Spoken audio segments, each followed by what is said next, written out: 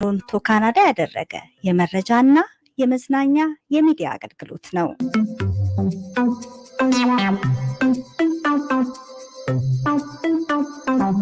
አዲስ ቅኝት በዩቲዩብ፣ በፌስቡክ፣ በቴሌግራም፣ በዋትስአፕ www.addisperspective.com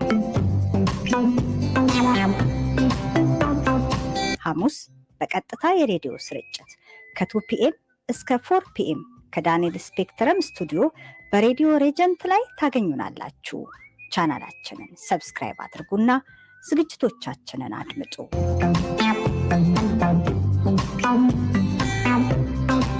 አዲስ ቅኝት የሚዲያ አገልግሎት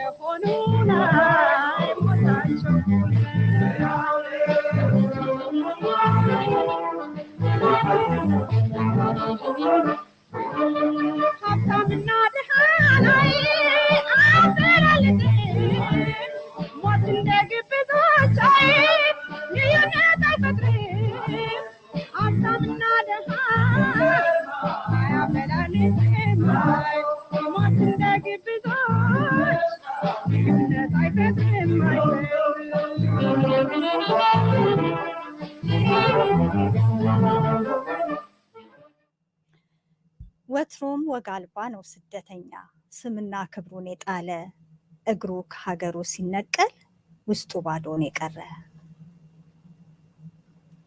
ሰሞኑን እንግዲህ ሶሲ በከተማችን በጣም ከባድ የሆነ የስደተኞች ክራይሲስ ተከስቷል። በኢትዮጵያውያን ኮሚኒቲ ዘንድ በተለይ ያልተጠበቀ የስደተኞች ቁጥር ወደ ከተማችን መጥቷል።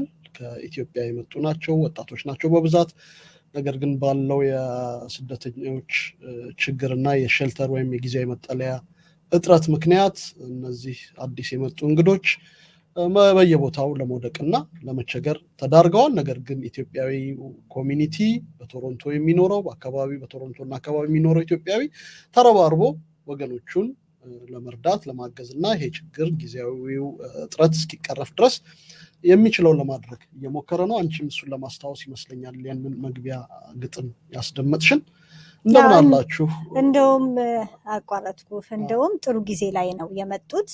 ሰሞኑን በዚህ ሳምንት የቶሮንቶ አየር ሞቃታማ ነው። እንደውም ዛሬ 29 ነው፣ ክሊር ስካይ ሆኖ ሙቀቱ ሊጀምር ነው እና በብርድ ጊዜ ቢሆን ኖሮ የመጡት ውጭ ላይ መቀመጥም ሆነ ማደር መተኛት አይችሉም። ሰውም እንደዚህ ሊያገኙ አይችሉም ነበረ። በጣም ከባድ ነው እና በዚህ ጊዜ የመጡ ስደተኞች ጥሩ ጊዜ ላይ ነው የመጡት ልንል እንችላለን። በችግር ላይ ክረምቱ ቢኖር ኖሮ በረዶ ቢኖር ኖሮ የበለጠ ይቸገሩ ነበረ። ቅዝቃዜው ሰዎችን ይገላል። አሁንም ያረፉበት ደጃፍ የተኙበት ደጃፍ በአብዛኛው ሆምለስ ለሚባሉና ከተማ ውስጥ በቤት እጦት ምክንያት ሜዳ ላይ ለወደቁ ሰዎች ክረምቱ ሲገባ ቅዝቃዜው ሲጀምር እንዳይሞቱ በቅዝቃዜ ምክንያት ለጊዜው እንዲያርፉበት ብሎ የከተማው አስተዳደር ያዘጋጀው መጠለያ ውስጥ ነው አርፈው ነፍሳቸውን ያቆዩት። ነገር ግን ኢትዮጵያዊ ኮሚኒቲ ደግሞ ደርሶ ሆቴልን በማስያዝ በየቤቱን በመውሰድ ወገኖቹን ለማገዝ የሚችለውን ጥረት አድርጓል። የከተማው አስተዳደርም መግለጫ አውጥቷል። በዚህ ላይ በኋላ ላይ እነግራችኋለን። ለማንኛውም ይሄ ነው። በከተማችን ደግሞ እንደዚሁ አዲስ ሜየር ለመምረጥ ቶሮንቶ እንግዲህ ዛሬ ሰኔ 1 ነው፣ ጁን 1 ነው። ጁን 26 ከተማችን የከንቲባ ምርጫ ታካሄዳለች። ቀዳሚው ከዚህ በፊት የነበሩ ከንቲባችን ጆን ቶሪ በትዳር ላይ በመማገጥ ቅሌት ምክንያት ስልጣናቸውን በይፋ ይቅርታ ጠይቀው ለቀዋል። ስለዚህ ያንን ክፍተት ለመሙላት ነው ውድድሩ የሚካሄደው። 102 የሚሆኑ ቶሮንቶን እንመራለን ያሉ እጩዎች ቀርበዋል። ስለሱ በኋላ ላይ በስፋት እነግራችኋለን። ዋነኛው ችግር ግን ብለው ሁሉም ያነሱት ቤትና የኑሮ ውድነት ነው። ከዚህ አንጻር እንግዲህ እጩዎቹ ምን እንደሚሉ ወደ በኋላ እንመለስበታለን። ሁለቱ ጉዳዮች የዛሬው ዋናዎቹ የመነጋገሪያ ርዕሶች ናቸው። እንግዲህ እናንተንም ይመለከታሉ ብለን እናስባለን። ሀሳባችሁን እንድታጋሩን በአክብሮት እንጠይቃችኋለን። ከዚሁ ጉዳይ ጋር በተገናኘም ሆነ ሁለት እንግዶች አሉን ከዚህ ከቶሮንቶ ከብርሃን ቲቪ ብርሃኑ ተክለማርያም እና ማርክ ተክለሚካኤል እና ማርክ ካቤል አርክቴክት እና የደቡባዊ የቶሮንቶ ነዋሪዎች ማህበር አባልና አስተባባሪ ነው። ሁለቱም እንግዶቻችን አሉ። ሌላ ደግሞ ከአውሮፓ ደግሞ ከተሳካልን እንዲሁ ሌላ እንግዳ የጥበብ ሰው አለን። እናንተ ሀሳባችሁን እየሰጣችሁ ከኛ ጋር እንድትቆዩ በአክብሮት እንጋብዛችኋለን። አሁን የምንገኘው በቀጥታ የሬዲዮ ስርጭት ከዳንኤል ስፔክትረም በስቱዲዮ በሬዲዮ ሬጀንት ላይ ነው። ገዛኸኝ መኮንን እና ሶስና አሸናፊ አብረናችሁ እንቆያለን። ሀሳብ አስተያየቶቻችሁን በአክብሮት እናስተናግዳለን። ከኛ ጋር ጥሩ ጊዜ እንድታሳልፉ እንጋብዛችኋለን። በመግቢያችን ላይ በሂሩት በቀለ ሙዚቃ ነው የከፈትነው የዛሬውን ዝግጅታችንን። የሂሩት በቀለ ስለ ህይወት፣ ስለ ግብዝነት፣ ስለ ሞት የዘፈነችው ብዙም ያልተደመጠ ሙዚቃ ነው። አይሆፕ ወዳችሁታል ብለን ተስፋ እናደርጋለን። እንግዲህ ወደ ዜናው እንሂድና ከዛ በኋላ ያሉንን መሰናዶች ደግሞ በቅደም ተከተል እናስተዋውቃችኋለን። እናንተ አብራችሁን ቆዩ። 64776172252 የስቱዲዮ የቀጥታ ስልካችን ነው። እንደዚሁም አዲስቅኝት@gmail.com ላይ ኢሜይል ልታደርጉልን ትችላላችሁ። በሊንክዲን በዩቲዩብ ቻናላችን እንዲሁም በገዛኸኝ መኮንን የፌስቡክ ገጽና በሶስና አሸናፊ የፌስቡክ ገጾችም ይህንን የቀጥታ ስርጭታችንን ልትከታተሉ ትችላላችሁ። ይህ ማለት በተጨማሪ በኢንስታግራም በተጨማሪም ደግሞ የቀጥታ የሬዲዮ መስመሮቻችንና ማሰራጫዎቻችን ሬዲዮ ሬጀንት እና አይሃርት ሬዲዮም በቀጥታ በቶሮንቶና አካባቢው ለሚገኙ ሁሉ ይዳረሳሉ ማለት ነው። እንድትከታተሉ በአክብሮት እንጋብዛለን።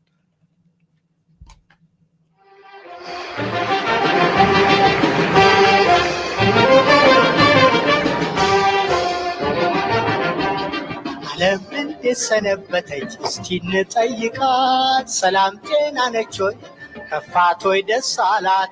ማነው ከልጆቿ በጎ የሚመኝላት ከስቃይ እንድድን ዓለም የሁሉና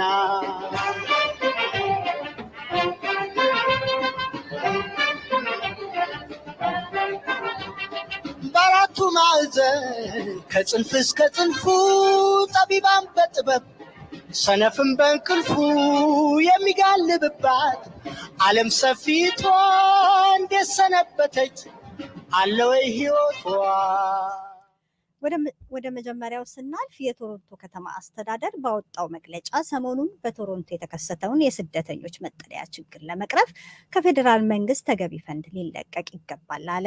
ሰሞኑን በድንገት በብዛት ወደ ቶሮንቶ በመጡ ኢትዮጵያውያን ስደተኞች የተነሳ በከተማው ጊዜያዊ የስደተኞች መጠለያዎች ሼልተሮችን ማግኘት ችግር ሆኖ ስደተኞች በየደጁ ለመውደቅ ተገደዋል። ይህንኑ ችግር አስመልክቶ የኢትዮጵያ ማህበር በቶሮንቶና አካባቢው ሆፕ ፎር ኢትዮጵያና በቶሮንቶ የኢትዮጵያ ኦርቶዶክስ ተዋሕዶ ቤተክርስቲያን መንበረ ብርሃን ቤተክርስቲያን እና ነዋሪዎች ተረባርበው አዲስ መጪዎቹ ጊዜያዊ ማረፊያና ምግብና የተለያዩ ድጋፍ እንዲያገኙ እያደረጉ ነው።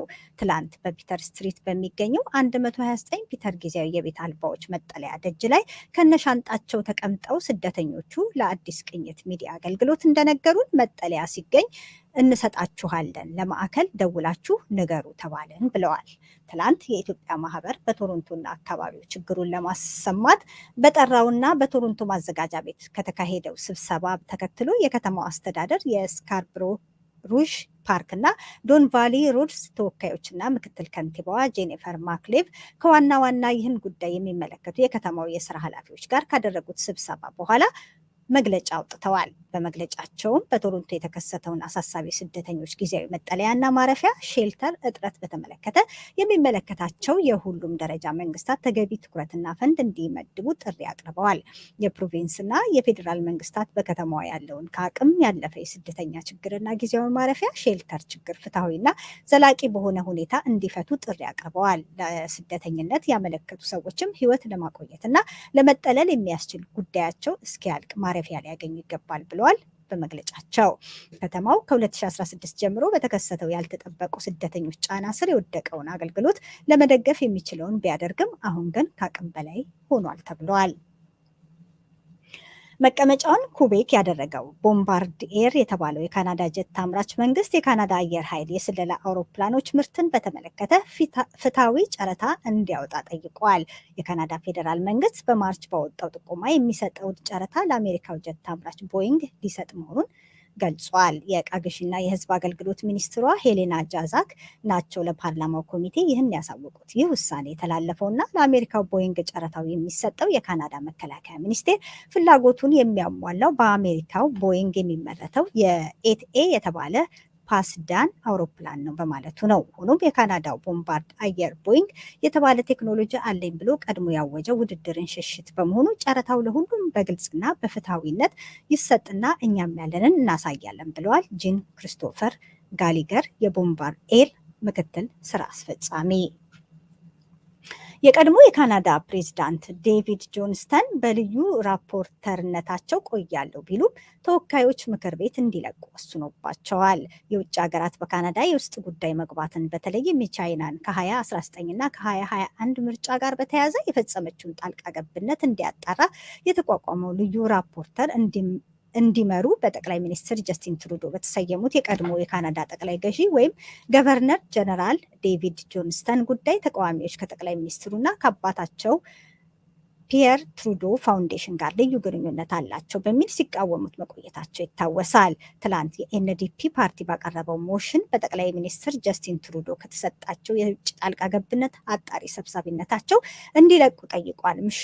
ሞሽኑን ሁለቱ ተቃዋሚዎች ኮንሰርቫቲቭ እና ብሎክ ኪውቤኳ ደግፈዋታል። ሊበራሎች ሞሽኑን ተቃውመዋል። ውጤቱም 174 በ150 በሆነ ልዩነት ዴቪድ ጆንስተን እንዲለቁ ተወስኗል። ሞሽኑ መንግስት ጆንስተንን ከመሾም ይልቅ የህዝብ መጠይቅ እንዲያዘጋጅ ጠይቋል። ከውሳኔው በኋላ ጆንስተን ባመጡት መግለጫ የተሾሙት በመንግስት ስልጣን በመሆኑ ቦታቸውን እንደማይለቁ ገልጸዋል። የተወካዮች ምክር ቤት በእኔ ላይ የወሰነውን የተቃውሞ ምርጫና መብት ከልቤ አከብራለሁ። ሆኖም የኔ ኃላፊነት የመጣው ከመንግስት በመሆኑ የተሰጠኝን ስራ በመወጣቴ እቀጥላለሁ። ስራ አለብኝ። ይህን ስራዬን የሰጠኝ ጊዜ ገደብ እስኪያልቅ እቀጥላለሁ ብለዋል። ወደ ሌላው ዜና ከማለፋችን በፊት ዕለቱ በታሪክ ውስጥ እናስቀድም። ገዝሽ ዕለቱ በታሪክ ውስጥ እንግዲህ ሶሲ በተቻለ መጠን ለዛሬ የመራረጥኳቸውን ከታሪክ ማህደር የተሰባሰቡ መረጃዎችን አዘጋጅቻለሁ። በቅድሚያ የመወስዳችሁ ወደ 1812 ዓመተ ምህረት ይሆናል። የአሜሪካው ፕሬዝዳንት የነበሩት ጄምስ ማዲሰን ለኮንግረሳቸው በብሪታንያ ላይ ያላቸውን ቅሬታ ዘርዝረው አስገብተዋል። በእንግሊዝ ቅኝ ገዢ ዘውዳዊ መንግስት ላይ ጦርነት ማወጃቸውንም ያሳወቁት በዚሁ የቅሬታ ደብዳቤያቸው ነው። የአሜሪካን ኮንግረስም አዋጁን በጁን 18 ቀን እንዲጸድቅ በውሳኔ በማሳለፍ በአሜሪካ ኮንግረስ 1812 ጦርነቱ እንዲጀመር አዋጅ አስነግሯል ማለት ነው። በዚህች ዕለት 1812 ነበረ የ1812ቱ የአሜሪካ የእርስ በርስ ጦርነት አዋጅ የጸደቀው። 1831 አሳሹ ሰር ጄምስ ሮዝ የሰሜናዊ ማግኔቲክ ፖል አቅጣጫን ያመላከተው ልክ በዛሬዋ ዕለት 1831 ዓመተ ምህረት ነበረ። ሰሜናዊ ማግኔቲክ ፖል በካናዳ ሰሜናዊ ጫፍ ወይም በኖርዝ ፖል የሚገኝ ስትራቴጂክ አቅጣጫ ነው። 1876 በኪንግስተን ኦንታሪዮ የተቋቋመው አዲስ ወታደራዊ ትምህርት ቤት 18 እጩ መኮንኖችን ተቀብሎ ወደ ሮያል ሚሊተሪ ኮሌጅነት ያደገው በ1876 ዓመተ ምህረት ልክ በዛሬዋ ዕለት ነበር። በመጨረሻ ካናዳዊው አክተር ክሪስቶፈር ፕላመር ባሪሙር በተሰኘ ፊልም ውስጥ ምርጥ ድራማዊ ተዋናይ ተብሎ በኒውዮርኩ ቶኒ አዋርድ ላይ ለሽልማት የበቃው በ1997 በዛሬዋ ዕለት ነበረ። ለዕለቱ የመራረጥኩላችሁ ዕለቱን በታሪክ ውስጥ የተመለከቱ መረጃዎች እነዚህ ነበሩ። ሶሲ እሺ፣ ወደ ሌላው ዜና ከማለፋችን በፊት ድምፅ አይሰማም? ይሰማል። ትንሽ ምናልባት መጨመር ከቻለ። እሺ፣ አስተካክያለሁ። ጸጋ ነፃ ወጥታ ወደ ፖሊስ እጅ ገብታለች የሚል ዜና አግኝተናል። ወይዘሪት ጸጋ በላቸው ከታገተችበት ነፃ ወጥታለች፣ በፖሊስ ወደ ሐዋሳ መግባቷም ታውቋል ይላል። ተጠርጣሪው ግለሰብ ወደ ጫካ በመግባቱ የክልሉ ፖሊስ በከፍተኛ ክትትል ውስጥ ይገኛል። ለሰብአዊነት የቆማችሁ ሁሉ እንኳን ደስ አላችሁም ብለዋል። ይቺ ወጣት በጉልበተኛ ተወስዳ ከጠፋች 9 ቀናት ተቆጥረዋል። የሚያሳዝነው ደግሞ ግለሰቡን ለመያዝ ጥረት ሲደረግ ቀድሞ ጥቆማ እየደረሰው ሽሽት ላይ መገኘቱ ነው። ፖሊስ እስካሁን ከወይዘሪት ጽጌ በላቸው የጠለፋ ወንጀል ጋር የተጠረጠሩ 6 ሰዎች በቁጥጥር ስር ውለው ምርመራ እየተጣራ እንደሚገኝ አሳውቋል። ይሄ በጣም አስደሳች ዜና ነው። በጣም የሚያሳዝን ነው። ምልሽ ወደኋላ ተመልሰን ይሄ በ19ኛው ክፍለ ዘመንና ከዛም በፊት የነበረ ባርባሪክ አስተሳሰብ እና ኋላ ቀር አሰራር ነው። ባለስልጣንን በአጃቢነት በጠባቂነት የሚጠብቅ ግለሰብ ተገን አድርጎ ስልጣኑን መሳሪያውን እና ሌላውንም አቅሙን ተገን በማድረግ ነው ይቺን ልጅ ልታገባ የታጨች ልጅ በማናለብኝነት የወሰዳት እና ሽማግሌ ልካለው ምን ታመጣላችሁ እያለ ይነግረው እንደነበረ እጮኛዋ ለአንድ ሚዲያ ተናግሯል። እና በጣም በሚያሳዝን ሁኔታ ይሄ ግለሰብ ድጋፍ እንዳለው ከውስጥ ሰፖርት እንዳለው የሚያሳውቀው አሁን አምልጦ በፖሊስ ቁጥጥር ስር ባለመዋሉ ነው። ነገር ግን ይነስ የሚደግም እውነት እና ወንጀል አንዳንድ ጊዜ አሁን የክፋቱን ያህል ጥሩ ጎኑ ምንድነው? የሶሻል ሚዲያ እንደዚህ አይነት ነገሮች ሲገኙ ወዲያው ወደ ህዝብ ስለሚተላለፉ ድምፅ ያገኛሉ እንጂ ስንቶች ናቸው በማይፈልጉት ቦታ ገብተው የቀሩ ሴቶች። ምናልባት ሰውየው በጠለፋት ሰዓት ከጉዳዩ ከኔና ከቤተሰቧ አያልፍም የሚል ግምት የነበረው ይመስለኛል። ነገር ግን በማስፈራራት ለነገሩ አሁን ኢትዮጵያ ውስጥ ባለው ህግ አልባ ነገር ብዙ ነገሮች እየተፈጸሙ ነው እና ሰውየውም በጡንቻውና ባለው በያዘው ነገር ተማምኖ ነው ይሄንን ያደረገው። ዘመኑን ነው የሚመስለው። ዘመኑ በጉልበት በኃይል በሁሉ ነገር የሚደረግበትና ስርዓት የሌለበት እንዳልሽው ስርዓት አልበኝነት የሰፈነበት ሀገር ነው። ነገር ግን ቢያንስ በማህበራዊ ሚዲያ ሰዎች ለተጎዱ ለተበደሉ ድምፅ እንደሚሆኑ በዚህ አጋጣሚ ማረጋገጥ እንችላለን። የተበደሉ ሰዎችን ድምፅ በማሰማት ፍትህ እንዲያገኙ ቢያንስ ተደጋጋሚ በደል እንዳይደርስባቸው እና ከከፋ አደጋ ልንታደጋቸው እንችላለን። እንኳን ለቤትሽ አበቃሽ ለማለት እንወዳለን። ወደ ቀጣዩ ስናልፍ በኦሮሚያ ክልል አርሲ ዞን ጥዩ ወረዳ ማንነታቸው ያልታወቀ ታጣቂዎች ባለፈው እሁድ ምሽት 4 ሰዎችን መግደላቸውን ዶይቼ ቬለ የዓይን እማኞችን ጠቅሶ ዘግቧል። በጥቃቱ ከተገደሉ ሰዎች መካከል የጨፌ ሚስማር ደራ አማኑኤል ቤተክርስቲያን 2 ካህናት እንደሚገኙበት የዓይን እማኞች መናገራቸውን ዘገባው ጠቅሷል። ታጣቂዎቹ ሌሎች 2 ሰዎችን አግተው ከወሰዱ በኋላ በከፍተኛ ገንዘብ ክፍያ ለቀቋቸው መሰማቱንም ዘገባው አመልክቷል። የዓይን እማኞቹ ጥቃቱን የፈጸሙት የኦነግ ሸኔ ቡድን አባላት ናቸው ብለው እንደሚያምኑ ገልጸዋል ተብሏል። የገዢው ብልጽግና ፓርቲ ስራ አስፈጻሚ ኮሚቴ የግልና የቡድን ጥቅሞቻቸውን በኃይል ለማስከበር የሚሞክሩ ኃይሎችን በቁርጠኝነት ለመታገል መወሰኑን ትላንት በሰጠው መግለጫ አስታውቋል።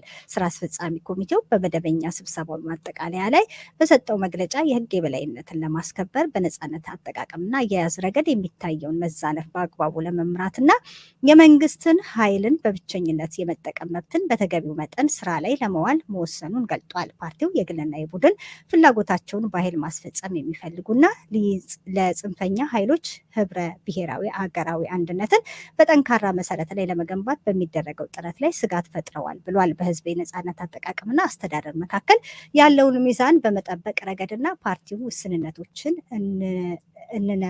እንደነበሩትም መግለጫው ላይ አመልክቷል ሲል ዋዜማ ዘግቧል።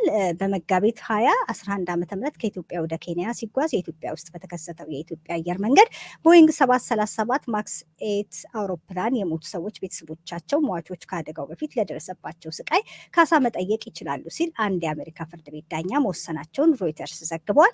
የፍርድ ቤቱ ዳኛ ውሳኔውን የሰጡት ሟቾቹ አውሮፕላኑ መሬት ላይ ከመከስከሱ ቀደም ብሎ ባሉ ደቂቃዎች ሊሞቱ መሆኑን ተረድተው እንደነበር ምክንያታዊ ድምዳሜ ላይ መድረስ ይቻላል በማለት ነው።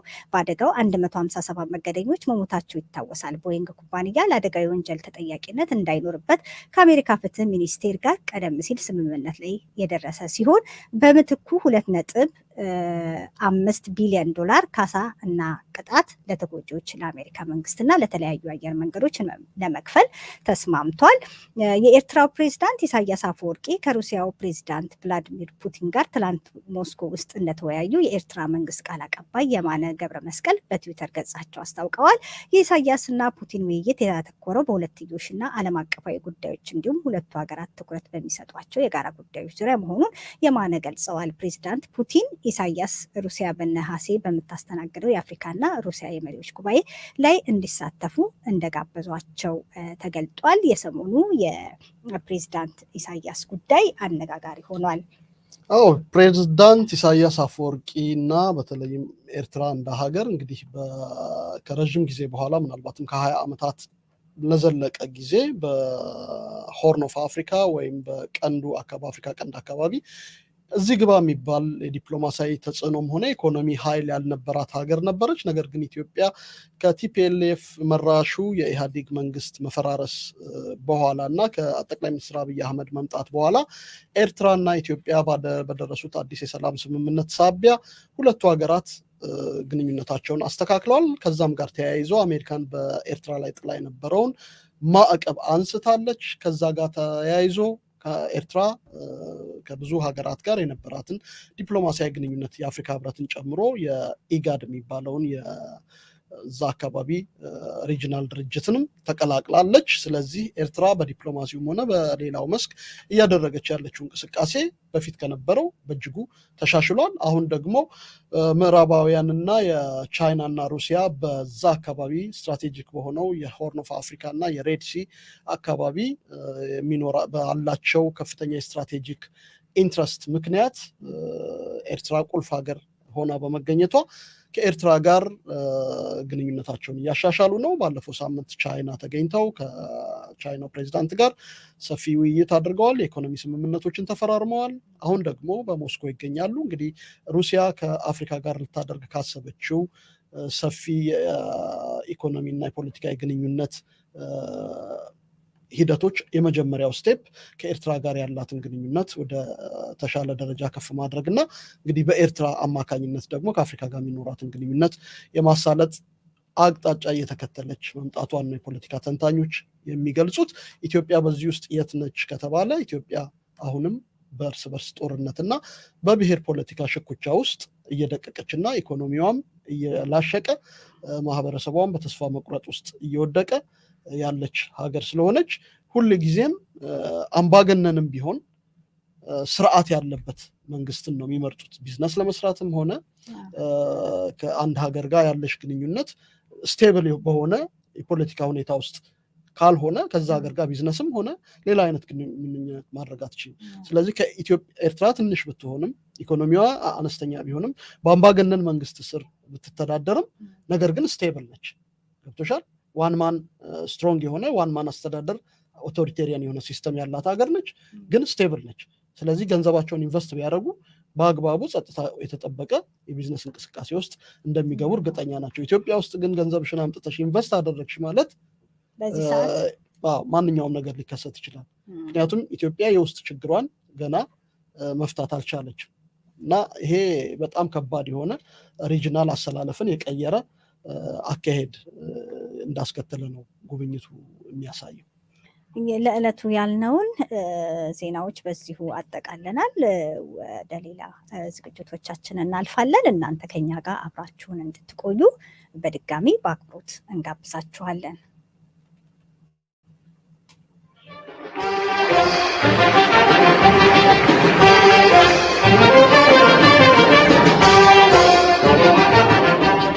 ዓለም እንዴት ሰነበተች እስቲ እንጠይቃት፣ ሰላም ጤና ነች ወይ ከፋት ወይ ደስ አላት?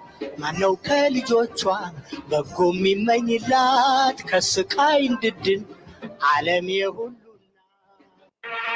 ያንተ አለቃ ባዩሽ ብዙ አፈቅራት አለሁ ምንም ሚስት ብትሆን መምታት እፈራለሁ። በሀገራችን ጠለፋና አስገድዶ መድፈር እንደ አዲስ ሀገር ሽቷል። የሐዋሳ ከንቲባ ጠባቂም ለስልጣኑ ማድመቂያ ለጡንቻው ማስመረቂያ አንዲት ውብ ኮረዳ ጠልፏል። አንዷን የማውቃት ልጅ ሳኳሽማ ታይታ መታጠለዘችኝ ቀበቶዋን ፍታ። በ1960ዎቹ 50 አለቃ ባዩሽ ሲል እንዲህ ላለው ወስላታ ዋጋ ስለምትሰጠው ሴት ወታደር የዘፈነው ተወዳጁ ጌጡ አየለ ቢኖር ዛሬ ምን ይዘፍን ነበር? በሁሉም ነገር የኋላ ማርሽ አስገብተን ማሽቆልቆሉ የሚቆመው እንዴት ይሆን? በኢኮኖሚ፣ በፖለቲካ፣ በማህበራዊ ህይወት የቁልቁል መምዘግዘጋችንን ቀጥለናል። ለዚህ ሁሉ ግን ቀዳሚውን ዋጋ የሚከፍሉት ሴቶች ናቸው። የሴቶች ጥቃት፣ መደፈር እንዴትና መቼ ነው የሚቆመው? ያኳሸንኳት ልጅ ፈረጠጠች እኔን አጋልጣኝ ዙራ እያየች ከእንግዲህ ሌላ አልመኝ ባዩሽ ይቅርታ አድርጊልኝ። ባዩሽ ይቅርታ አድርጊልኝ ብሎ ይሄ ወስላታ ጠላፊ ይቅርታ እስኪጠይቅ ድረስ ጸጋንና ቤተሰቦቿንም የበደላቸውንም ሁሉ የፍትህ ስርዓቱ ጥረቱን መቀጠል አለበት ብለን እናምናለን። ፖሊስም ይህንን ሰውዬ ፍርድ አቅርቦ ለሌሎች መቀጣጫ ሊያደርገው ይገባል። ጌጡ አየለ ግን ለዚህ የማይረሳ ዘላለማዊ ማስታወሻው እናመሰግነዋለን። አክብሮት አለን። ነፍስ ይማር እንላለን።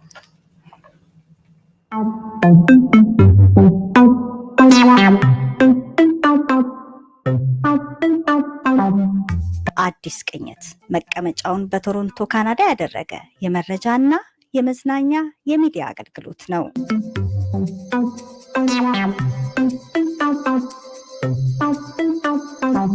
አዲስ ቅኝት በዩቲዩብ፣ በፌስቡክ፣ በቴሌግራም፣ በዋትሳፕ www.addisperspective.com ሐሙስ በቀጥታ የሬዲዮ ስርጭት ከ2 ፒኤም እስከ 4 ፒኤም ከዳንኤል ስፔክትረም ስቱዲዮ በሬዲዮ ሬጀንት ላይ ታገኙናላችሁ። ቻናላችንን ሰብስክራይብ አድርጉና ዝግጅቶቻችንን አድምጡ።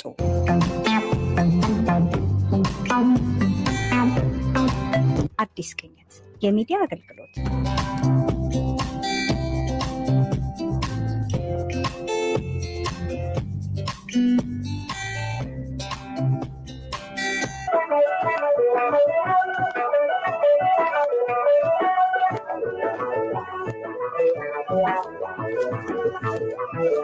አረተ ለሁሉም ሀገር የጋራ ነው አብረንና ፍቅር ነው እባክህ በፍቅር ያዘው ተስማምተን የማይዘልቅ አምባጓሮ ትተን ስትኖርኩ በኋላ በሀገር ቀልድ የለም ወግ አስሪበትና የሚበጅ ነገር አድርጊ ተጠንቀቂ ከማይሆን ሀሳብ ተጠበቂ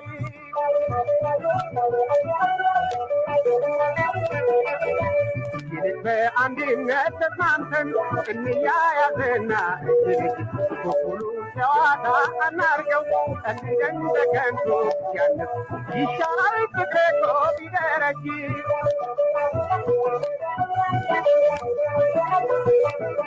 ኧረ ተይ ለሁሉም ሀገር የጋራ ነው አብረን ብናስብበት ምን ነው እባክህ በፍቅር ያዘው ተስማምተን የማይዘልቅ አምባጓሮ ትተን ዘለቄታም የለው አያምርም የማይጠቅ ሀሳብ ይቅርብሽ የማይሆን አይሆንም ንገሪኝ ከተንኮል ቀን ያስፈልግሽ ይኸው ነው የሚያሳልቅሽ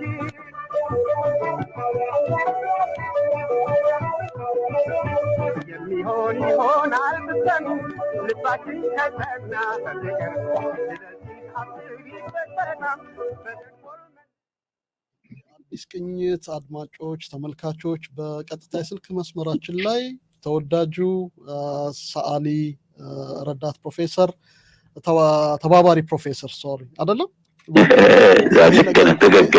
ተባባሪ ፕሮፌሰር አሶሺየት ፕሮፌሰር የሚለውን ነው ብዙ ጊዜ እናምታታለን ገጣሚና ሰዓሊ ገጣሚም ነው በቄ ሰዓሊም ነው አሁን በጣሊያን በጉብኝት ላይ ይገኛል በቄ አሁን የት ነው ያለው የት ከተማ ነው ያለው አይ ቲንክ ጉዞ ላይ እንደሆንክ ነግረኛልና እስቲ ንገረን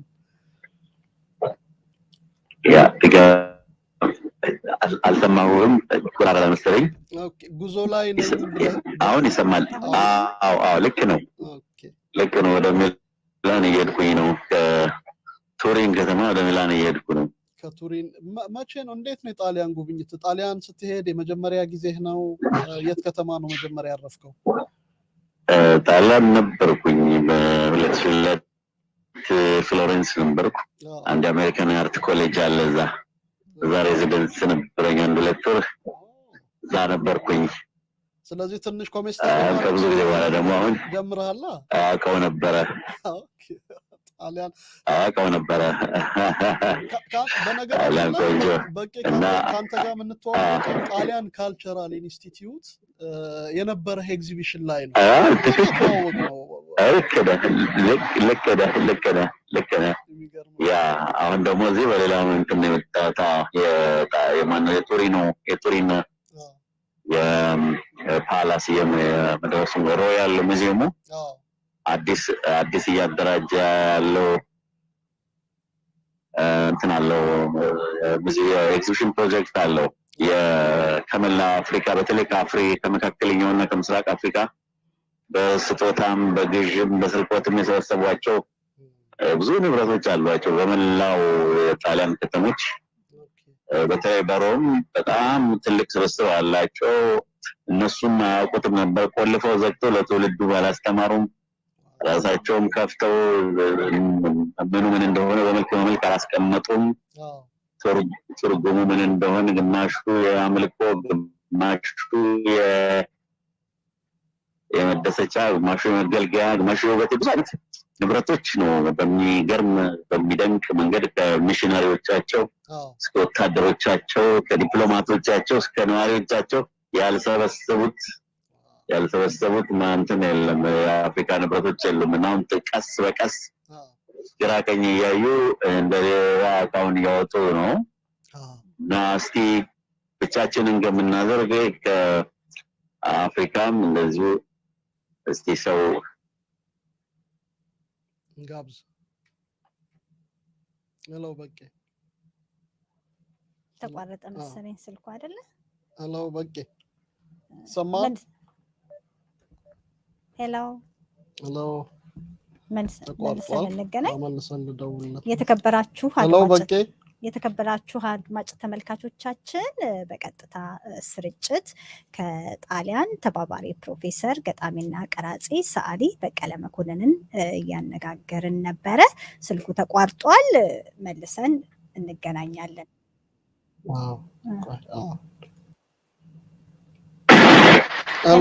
ሄሎ ጋዜ አንዳንዴ በባቡሩ በዋሻ ሰልፍ አንዳንዴ ይቆራረጣል። እና እሱን እያወጡም እንደዚህ ሳላስደነግጣቸውም ቀስ እያልኩ ይሄ እንዲህ ነው ምናምን ስል በዩኒቨርሲቲም አንዳንድ ኮንፈረንስም ነበር አብሮ የኢትዮጵያ ጥናት ዲሬክተር ከአስመራም አንድ ሄሪቴጅ ሰውን ትውልዱ ምንም ኢትዮጵያ የምትባል የት እንዳለች ጦርነት ጣሊያኖች ኮሎኒያሊስቶች መሆናቸውንም አገር መግዛታቸውን ሰው መግደላቸውን ዕቃ መዝረፋቸውን ትውልዱ ምንም የሚያውቀው ነገር የለም አብዛኛው ማለት ይቻላል። ምናምን የሚል አይነት ነገርና ቀስ በቀስ እያስለመዱ እየተወያዩ ብዙ ሰው እንትን በዘዴ ነው በፉከራም በጨዋታም ሳይሆን እኛ አቅማችንንም ቦታችንንም እያየን በዘዴ ቀስ በቀስ የሚመለስበትንም ድጎማ የሚያገኝበትንም ካልሆነም ይቅርታ የሚጠየቅ ብዙ ነገሮች መወያየት ያስፈልጋል ያልን እየተነጋገርን ነው እንግዲህ ያለ ነው። እዚህ የሚገርም ነው በጣም ምን ያህል ከኢትዮጵያ ምን ያህል ቅርሶች አሉ፣ ምን ያህል በስዕል ደረጃ በቅርሳ ቅርስ ደረጃ የሚገርም ነው። ገና ማንም አልቆጠራቸውም። እነሱም ቆልፈው ገና ትንሽ በትንሽ ነው ያወጣ ያሉት። ለምሳሌ አለው ከሁለት ወር በፊት ፕሮፌሰራችን እዚህ በሮም በኩል አልፎ ነበር። ሮም አንድ ትልቅ ሲቪላይዜሽን ሚውዚየም የሚባል አለ። እዛ ውስጥ ያላጎሩት ነገር የለ ከፓርላማ ሳይፈቅዱለት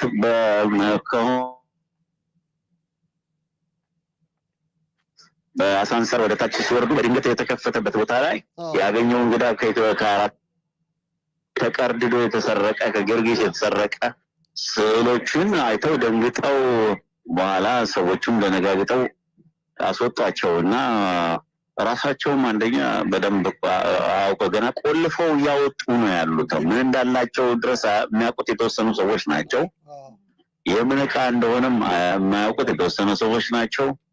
ትውልዱ ከናካቴው ባላዋቂነት ነው ያለው። እነሱ ሌላ ሀገር ሄደው ሰው ገለው ሀገር ስለ ቀኝ ስለ መግዛታቸውም የሚያውቀው ነገር የለም እና ይደነግጣሉ በጣም በሚገርም ሁኔታ። ይሄ ትልቅ ብዙ ነው ያለው። ዳታውን መሰብሰብ ያስፈልጋል። ግን አሁን አንዳንድ ጊዜ ምንድነው የሚነሳው አርጊውመንት፣ አሁን የአክሱም ሐውልት ተመልሷል። እንግሊዞችም የወሰዱት ከመቅደላ ወጣቸው የነበሩ የተወሰኑ ቅርሶች ሚዚየም እንደተመለሱ አውቃለሁ። የአጼ ቴዎድሮስ ጋሻ ጦርና ግን አውሮፓ ሲቀመጡ ብዙ ሰው ያያቸዋል። ከየት ነው ሲባል ታሪካቸውም ሊነገር ይችላል። ሀገር ቤት ያንን ለመያዝ ፕሪዘርቭ ለማድረግ የሚያስችል ኢንፍራስትራክቸርም ኢንስቲትዩሽንም የለም እና ሲመለሱ ተገቢው ጥበቃ ይደረግላቸዋል የሚለው ነገር ብዙ ጊዜ አሳሳቢ ጉዳይ ሆኖ ሲነሳ ሰማለሁ። ስለዚህ መልሰን እንገናኝ ቆየት ብሎ ከገባ። ኦኬ። የተከበራችሁ አድማጭ ተመልካቾቻችን እንግዲህ የኔትወርክ ችግር ነው። በባቡር እየሄደ ስለሆነ ውስጥ ሲገባ ነው ኔትወርኩ የሚቋረጠው። መልሰን እናገኘዋለን። በነገራችን ላይ በቀለ መኮንን ሰሞኑን በጣሊያን በቱሪን እየደወለ ነው። የጀመርነው በቱሪን ከተማ የሚያደርገውን ጉብኝት ይነግረናል። በቃ እንግዲህ አሎ ገዜ እዚህ እያለ ነው። አንዳንዴ መቻል ነው እንግዲህ እንችላለን። ያ ምንድነው ልክ ነው እንትን ነው ሪዝናብል እንትን ነጥብ ነው። ነገር ግን ምንድነው መታየት ያለበት ነገር አሁን ስለተጠየቀ አሁን ይመለሳል ወይም ደግሞ ዛት ላይ ስለተቀመጠ በንጽህና ይቀመጣል። ይሄ ሁለተኛ ነገር ነው። መጀመሪያ የኛ መሆኑን በጉልበትና በግፍ መወሰዱን ይሄ መተማመን ያስፈልጋል። ይሄ ሲወሰድ ዝም ብሎ በእንትን አይደለም የተወሰደው፣ በፊርማና በምናምን አይደለም የተወሰደው። ብዙ ሰዎች ራሳቸው ጣሊያኖቹም ሌሎችም አሁን ተመራምረው ምርምር የተገኙ ብዙ አይነት እንትኖች አሉ። ለምሳሌ በተለያየ ቦታ ላይ በመርዝ ጭስ በሺዎች የሚቆጠሩ ኢትዮጵያውያን በተለያየ ከፎርማል በዚህ ከመደበኛው የጦር ሜዳ ውጪ በተለያየ ጊዜ በሺዎች የሚቆጠሩ ኢትዮጵያውያን በመርዝ ጭስ ተገለው ሲያስቸግሩ ብዙ አርበኞች ተደብቀው በማስግሬቭ አለ በብዙ አስክሬኖች በአንድ ቦታ የተቀበሩ በቅርብ የተመዘገቡ በምርምር የተያያዙ አሉ እና በከፍተኛ ግፍ የተፈጸመ መሆኑን መጀመሪያ ትውልዱ እንዲያውቀው ማድረግ ለዚህ ካሳ መከፈል ካለበት ካሳ መከፈል አለበት። ይቅርታ በአደባባይ መጠየቅ አለበት። ሊቢያኖች ከኛ ያነሰ ቁጥር ሰው ሞተባቸው በመርዝ ጭስ በሌሎች አይነት ግፎች ወደ 5 ቢሊዮን አስከፍለው ካሳ ትልልቅ ሙዚየሞች ገንብተው ታሪካቸውን ለሚቀጥለው ትውልድ አሳልፈዋል። በመጀመሪያ ከቃው በፊት ሪኮግናይዝ መደረግ አለበት። በይፋ ይቅርታ መጠየቅ አለበት። ካሳ መከፈል አለበት ካለበት ከዛ የኛ ዕቃ መሆኑ መታወቅ አለበት። ከዛ በሚከፍሉት ካሳ ልክ እንደ ሊቢያኖች እኛ ማስቀመጫ ቦታ ማንሰራው ለምንድን ነው? ሁሉ ነገር ይመለስ ማለት አይደለም፣ ግን በሚገርም ሁኔታ አንድ ለምሳሌ አሁን ሰሞኑን አንድ ልጅ አፍሪካን ስተዲስ የተማረ ከነሱ መሃል ፒኤችዲውን እየሰራ ያለ ልጅ ተሰርቆ የመጣ በአይኑ ያየው አንድ ዙፋን አለ በወርቅ የተለበጠ ዙፋን በስርቆሽ ደብቀው እስካሁን የሸሸጉ ከአንድ ወደ አንዱ የሚያዞሩት አለ። ለምሳሌ እንደዚህ ብዙ ዕቃዎች አሉ፣ ብዙ ንብረቶች አሉ መልሰን ማናገኛቸው እና ከዚህም በላይ ሌሎች ነገሮች ስላሉ መጀመሪያ መተማመን ያስፈልጋል። ይቅርታ መጠየቅ አለበት፣ ካሳ መከፈል አለበት። ከዛ በኋላ የት እናስቀምጠው መቼ ይመጣል ሁለተኛ ነገር ነው። አሁን ሰሞኑን ከአስታወስክ በቅርብ ቀን የልዑል አለማየሁ አስከሬን ከዊንሰር ፓላስ እንዳይመለስ የእንግሊዝ መንግስት ውሳኔ አስተላልፏል። በጣም ያሳዝናል። የእኛን ሁኔታ የተውኮ ነው። እኛ በጣም ቀሽሞች ነን። በጣም ለምሳሌ አሁን ይቅርታ እንዲጠይቅ እንኳን የጣሊያን ኮሎኔሊዝም ራሱ ይቅርታ እንዲጠይቅ ከዛሬ 28 ዓመት በፊት ነው። አንድ ሰውዬ አሁን ያደረገውን ያሉ ሰማቸው ለምት 20 ሚሊዮን ኢትዮጵያውያን ነገር ቦታ ለምን እንደሆነ አላውቅም እንትን አንልም የለንበትም። ይህንን ስለሚያውቁ ለምንም ነገር በተለይ አሁን ያለንበት ደግሞ ፖዚሽን ያለንበት ሲቹዌሽን ሀገራችን ውስጥ ለእንዲህ አይነት የተመቸ አይደለም ነገር የተመቸ አይደለም እና መልስ የተከበራችሁ አድማጭ ተመልካቾቻችን ይቅርታ አድርጉልን። እንግዲህ ድምጽ እየተቆራረጠን ቢሆን የበቄን ጨዋታ ቁም ነገር መከታተላችንን እንቀጥላለን። በቄ በጣም ትልቅ ነገር ነው። መቼም ፋታ አግኝተህ ቁጭ ብለህ ጊዜ ወስደን እንጫወታለን። ግን ምናልባት ከዚህ በፊት ታላቁን ሊዮናርዶ ዳቪንቺን ፖርትሬት ማየትን የጻፍከው ማስታወሻ ብዙዎች ወደውታል እና እስቲ ንገረን ስለሱ። በጣም የሚገርም ነው። ለዚህ ከሮያል እንትን ውስጥ አንደርግራውንድ ነው ያለው።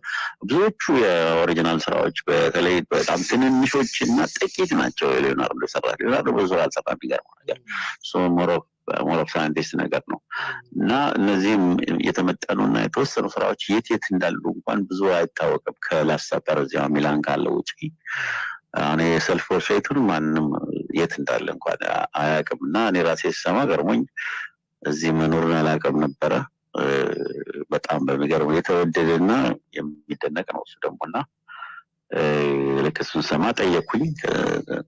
በቀጠሮ በልክ እንደ አፍሮ የገበያ መስቀል እንደጻፍኩት በአመት አንዴ ነው ለትንሽ ቀን የሚያወጡትና ለተወሰኑ ሰዎች ነው ቡክ አድርገው የሚያሳዩት እና ቀኑ አልደረሰም። ቢሆንም ግን እንደ ለመንኩኝ እንደ አርቲስቶች ካላዩ ምናምን ብያቸው እንዳጋጣሚ ደግሞ የጀርመን ሞደርን ሲኒማ ፓዮኒሮች አንዱ ነው እንግዲህ ቪም ቬንደርስ እንደምታውቀው እና እሱም ደግሞ እንዳጋጣሚ ጠይቆ ነበረ። በኋላ ለሁለታችንም ተመሳሳይ ቀን ያዙልን። በጋ አካል አላውቀውም ነበር እና እንዳጋጣሚ እዛው ተገናኘን። አወጡት እና የሚገርም አይነት ነው። በጥሩ ወረቀት ላይ አልተሰራም። ባክቴሪያ ምናምን እንትን እያጎዳው ነገር ነው። ለዚህ ነው ከብርሃን እያሸሹ ጨለማ ውስጥ አድርገው ነው የሚያስቀምጡት ልክ በከፍተኛ ቴክኖሎጂ ኮፒውን የሚያሳዩት ማንም አያውቀውም። ምንም ሳሌም ቢሆን እንኳን ለመለየት በጣም ይከብዳል። እድለኛ ነን እና አውጥተው አየነው እልሃለሁ። እንደ ታቦት አየነው። በጣም የሚገርም ነው። በጣም እኛ አኮራሃን። በቃ እኛም ሰው አለ ሪስፔክት ሆነ በሚገባ ክብር ልክ ያንን ቦታ ስላየ ደስ ብሎናል። አይ ሆፕ የተደረገውን የኢትዮጵያ ቅርስም የኢትዮጵያ ስነ ጥበብም ወደፊት ትገልጠዋለህ ብለን ተስፋ እናደርጋለን። ሲመች በዙም እናደርጋለን በጊዜ ወስደን በቂ የተሳካ ጉብኝት እንዲሆንልን ምኞታችን ነው። አሪፍ ቴንክ ዩ ገዜ ቴንክ ዩ አመሰግናለሁ። በጣም አመሰግናለሁ። እሺ እንግዲህ ሶሲ እንዴት ነበር የበቄ የቱሪኖ የባቡር ጉዞ ላይ? ያው ባቡር ውስጥ ሲገባ ኔትወርክ የሌለበት ቦታ ስለሚሆን ድምፁ ይጠፋል። ያም ሆነ ግን በጣም አሪፍና ጥሩ ነገር ሰምተናል። የሚያጓጓም ነው። እስኪ ምን ይሆን የሚል ነገር ያጓጓልና ኢትዮጵያ በጣሊያን ወረራ ወቅት የተዘረፈችው ቅርስ እንደነገረን አይታወቅም። አለመታወቁ ብቻ አይደለም፣ ጣሊያኖቹ አባቶቻቸው በቅኝ ግዛት ኢትዮጵያ ሄደው በመርዝ ጭስ ኢትዮጵያውያንን ፈጅተው ሀብታቸውን ዘርፈው መምጣታቸውን አያውቁም። ያ ብቻ አይደለም። በጣም የሚገርመው ነገር ኢትዮጵያ ከጣሊያን ወረራ በኋላ ቀዳማዊ ኃይለ ሥላሴና በወቅቱ የነበረው ምክር ቤት አንዳንድ በጣም ንቁ ኢትዮጵያውያን ባደረጉት ጥረት ከጣሊያን ወረራ ማግስት በካሳ መልክ ያገኘችው በጣም ጥቂት ነገር ነው። በዛ ካሳ የተገኘው ገንዘብ የተሰራው የቆቃ ግድብ የሚባለውና አዲስ አበባ ከአባ ሳሙኤል ግድብ በኋላ ለመጀመሪያ ጊዜ ለኢትዮጵያ የኤሌክትሪክ ኃይል ብርሃን ማመንጫ የተቋቋመው ፕሮጀክት የቆቃ ፕሮጀክት ነው።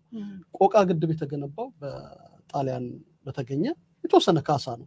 ኢትዮጵያ ግን ልታገኝ ይገባ የነበረው ካሳ ብዙ ነው። በጣም ብዙ። አሁን እንኳን እንደገለጸልን ካሳ መጠየቅም እንዳለብን ነውና ብዙ ነገሮች አሉ። እሱ እንዳይል እንግዲህ ሀገር አየሽ መረጋጋት አለባት። የሰከነ አስተዳደር ያስፈልጋል። የበሰሉ የኪነ ጥበብ ሰዎች፣ የፖለቲካ ሰዎች፣ የሳይንስ ሰዎች ያስፈልጋሉ። እነዚህ ሰዎች ምንድነው ያለን፣ ምንድነው የነበረን፣ ምንድነው የጎደለን የሚለውን አጣርተው ነው ይሄንን ስራ ሊሰሩ የሚገባው።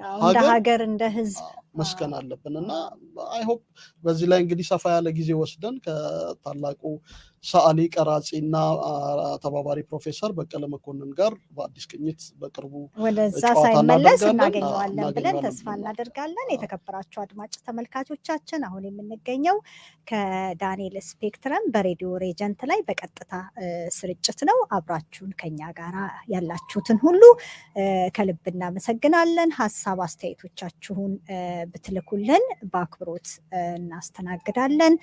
ላይክ ማድረግን አትርሱ። ከወደዳችሁት ሼር አድርጉ፣ ሌሎች እንዲሰሙት እና ከዚህ በተረፈ ደግሞ ለአዲስ ቅኝት የሚዲያ አገልግሎት አዲስ ከሆናችሁ ሰብስክራይብ አድርጉና የተለያዩ ዝግጅቶቻችንን ገብታችሁ ጎብኙ።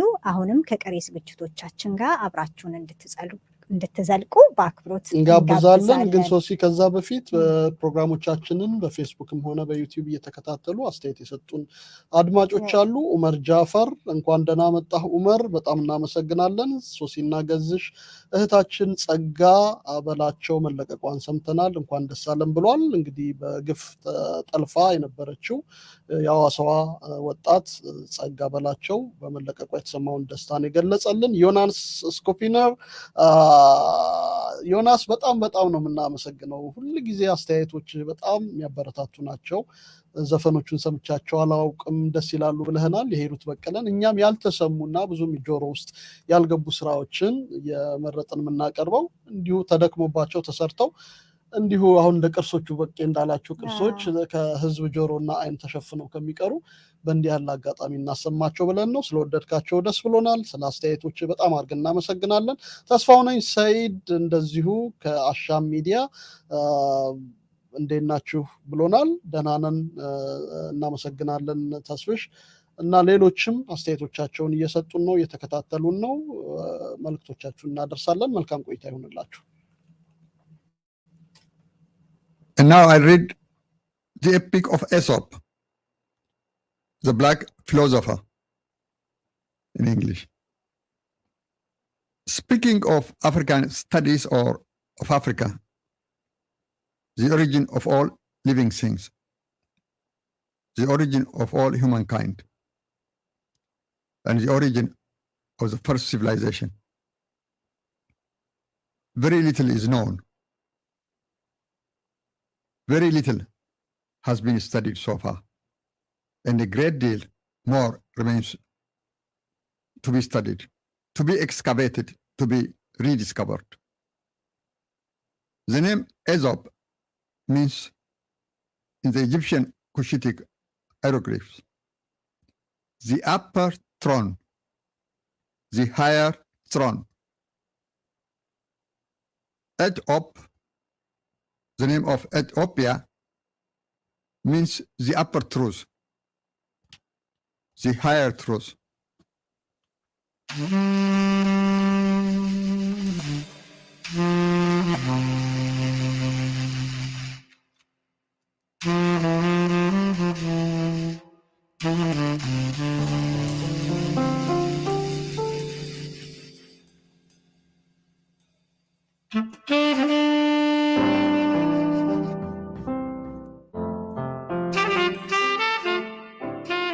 Aesop.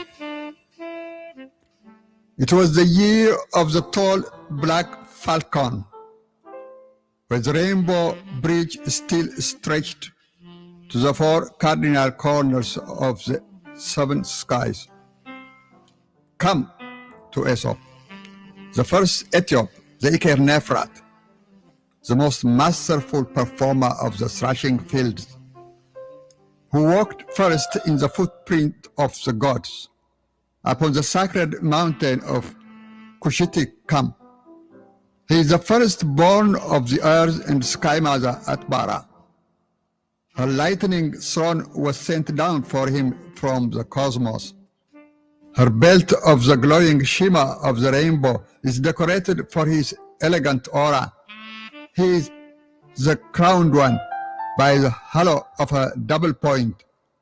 Come to the flesh of the sky called Aesop, carver of the first magic of metaphors, craftsman of the eloquent rhyming words, master teller of the fire of tales. He is the upper truth. Aesop is the flesh of the sun, who became Ethiop, the first son of the upper throne. Come. Once upon the dawn of innocent time, Aesop was the dancer that walked on the endless cosmos, who was born and was raised and vitalized across the stage of the sacred mountain as Atbara's son of eloquent song, where Zeus had come to pay him homage, followed by his 9 rigid little gods, frigid little gods, who seeked his peace and seeked his care, and resumed their frost-bitten songs for them, warmed up their frozen arms, resumed their awkward legs, glowed their broken words for them, and they did not shiver anymore. And Aesop, the son of the daughter of the sky, the firstborn wonder of the earth's mother Atbara, began to make them walk his own immortal walk, floating them on the flames of his own songs, and sharing with them his own festival of the sun.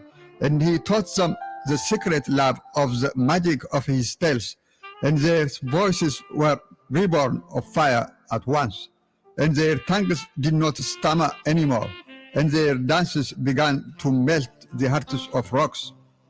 Come, Aesop, builder of the bridge of the magical myth, jumper on the legs of Icarus in the sky.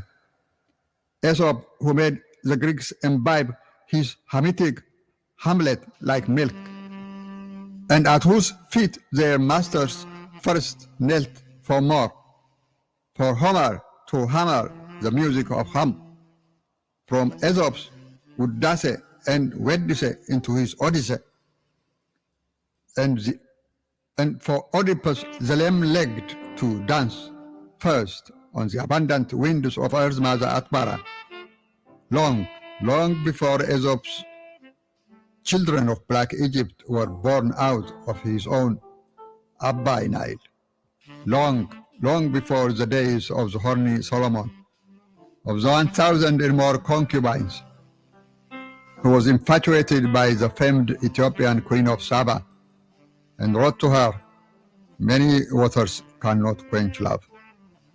It was long before the years of the sacred ibex, when single-horned endemic birds flew nowhere else in the world but here,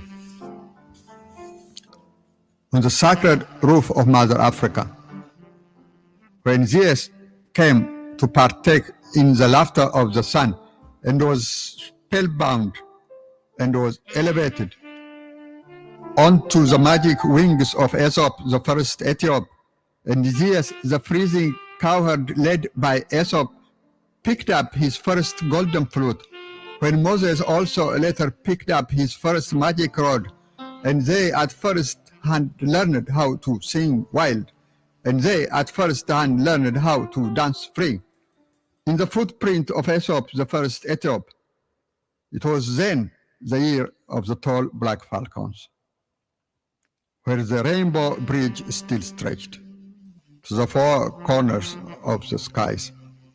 Long, long before the gray dwarfs beyond the Mediterranean began to shake off their barbaric skins and shivered with fear at the sight of the elegance of Aesop, the first Ethiop, come, where Atbara, his earth and sky mother, still floats on her own endless Abba, the Nile.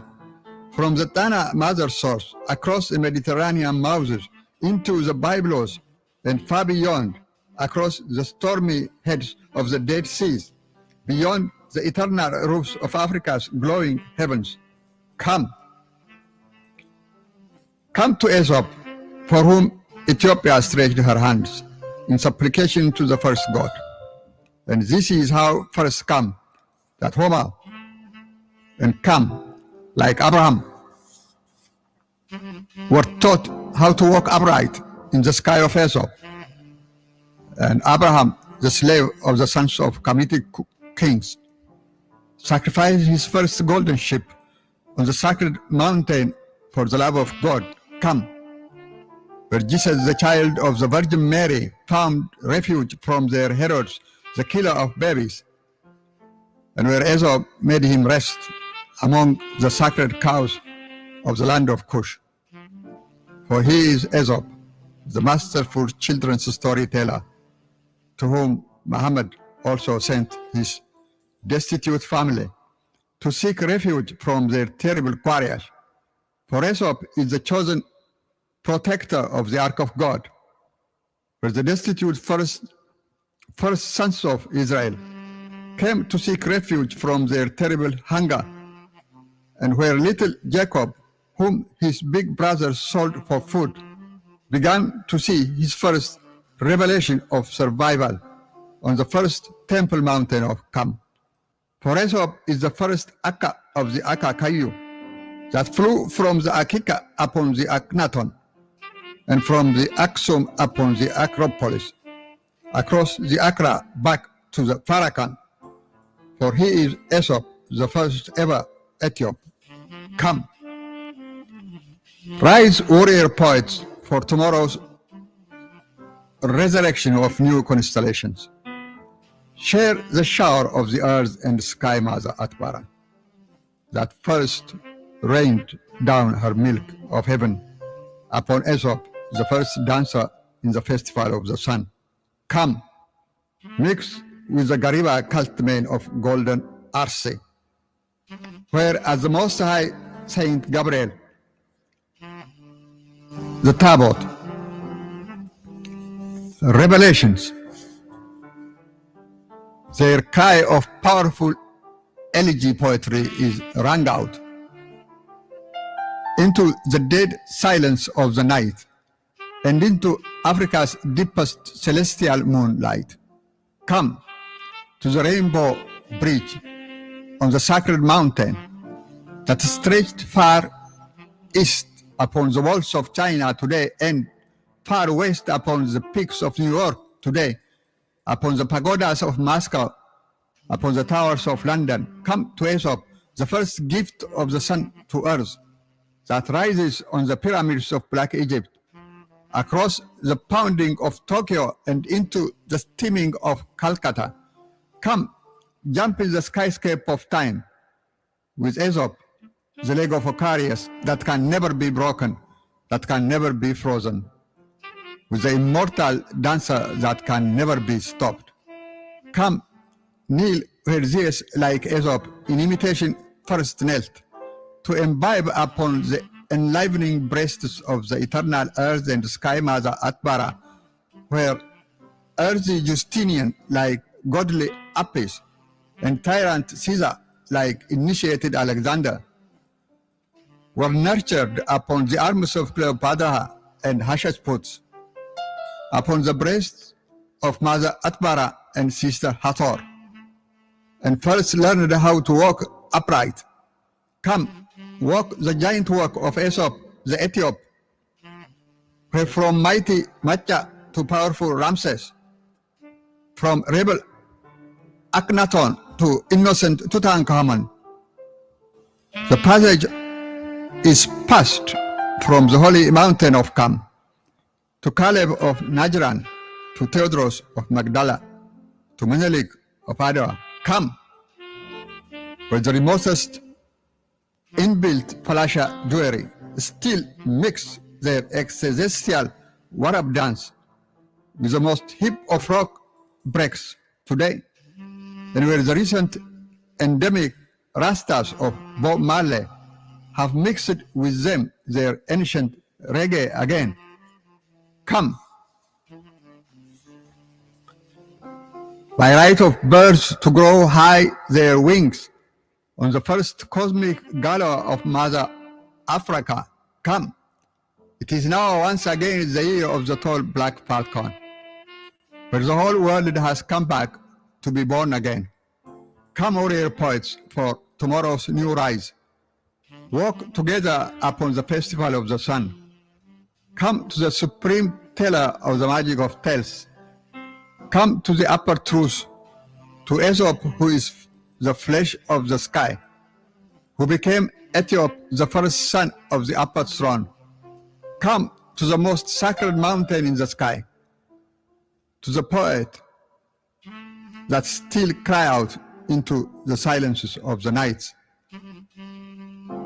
where the Milky Way, called Uji Gurrisa, is first born, to the immortal bridge on our rainbow. Come to Aesop, the first Ethiop, to the masterful walker in the footprint of gods. Come.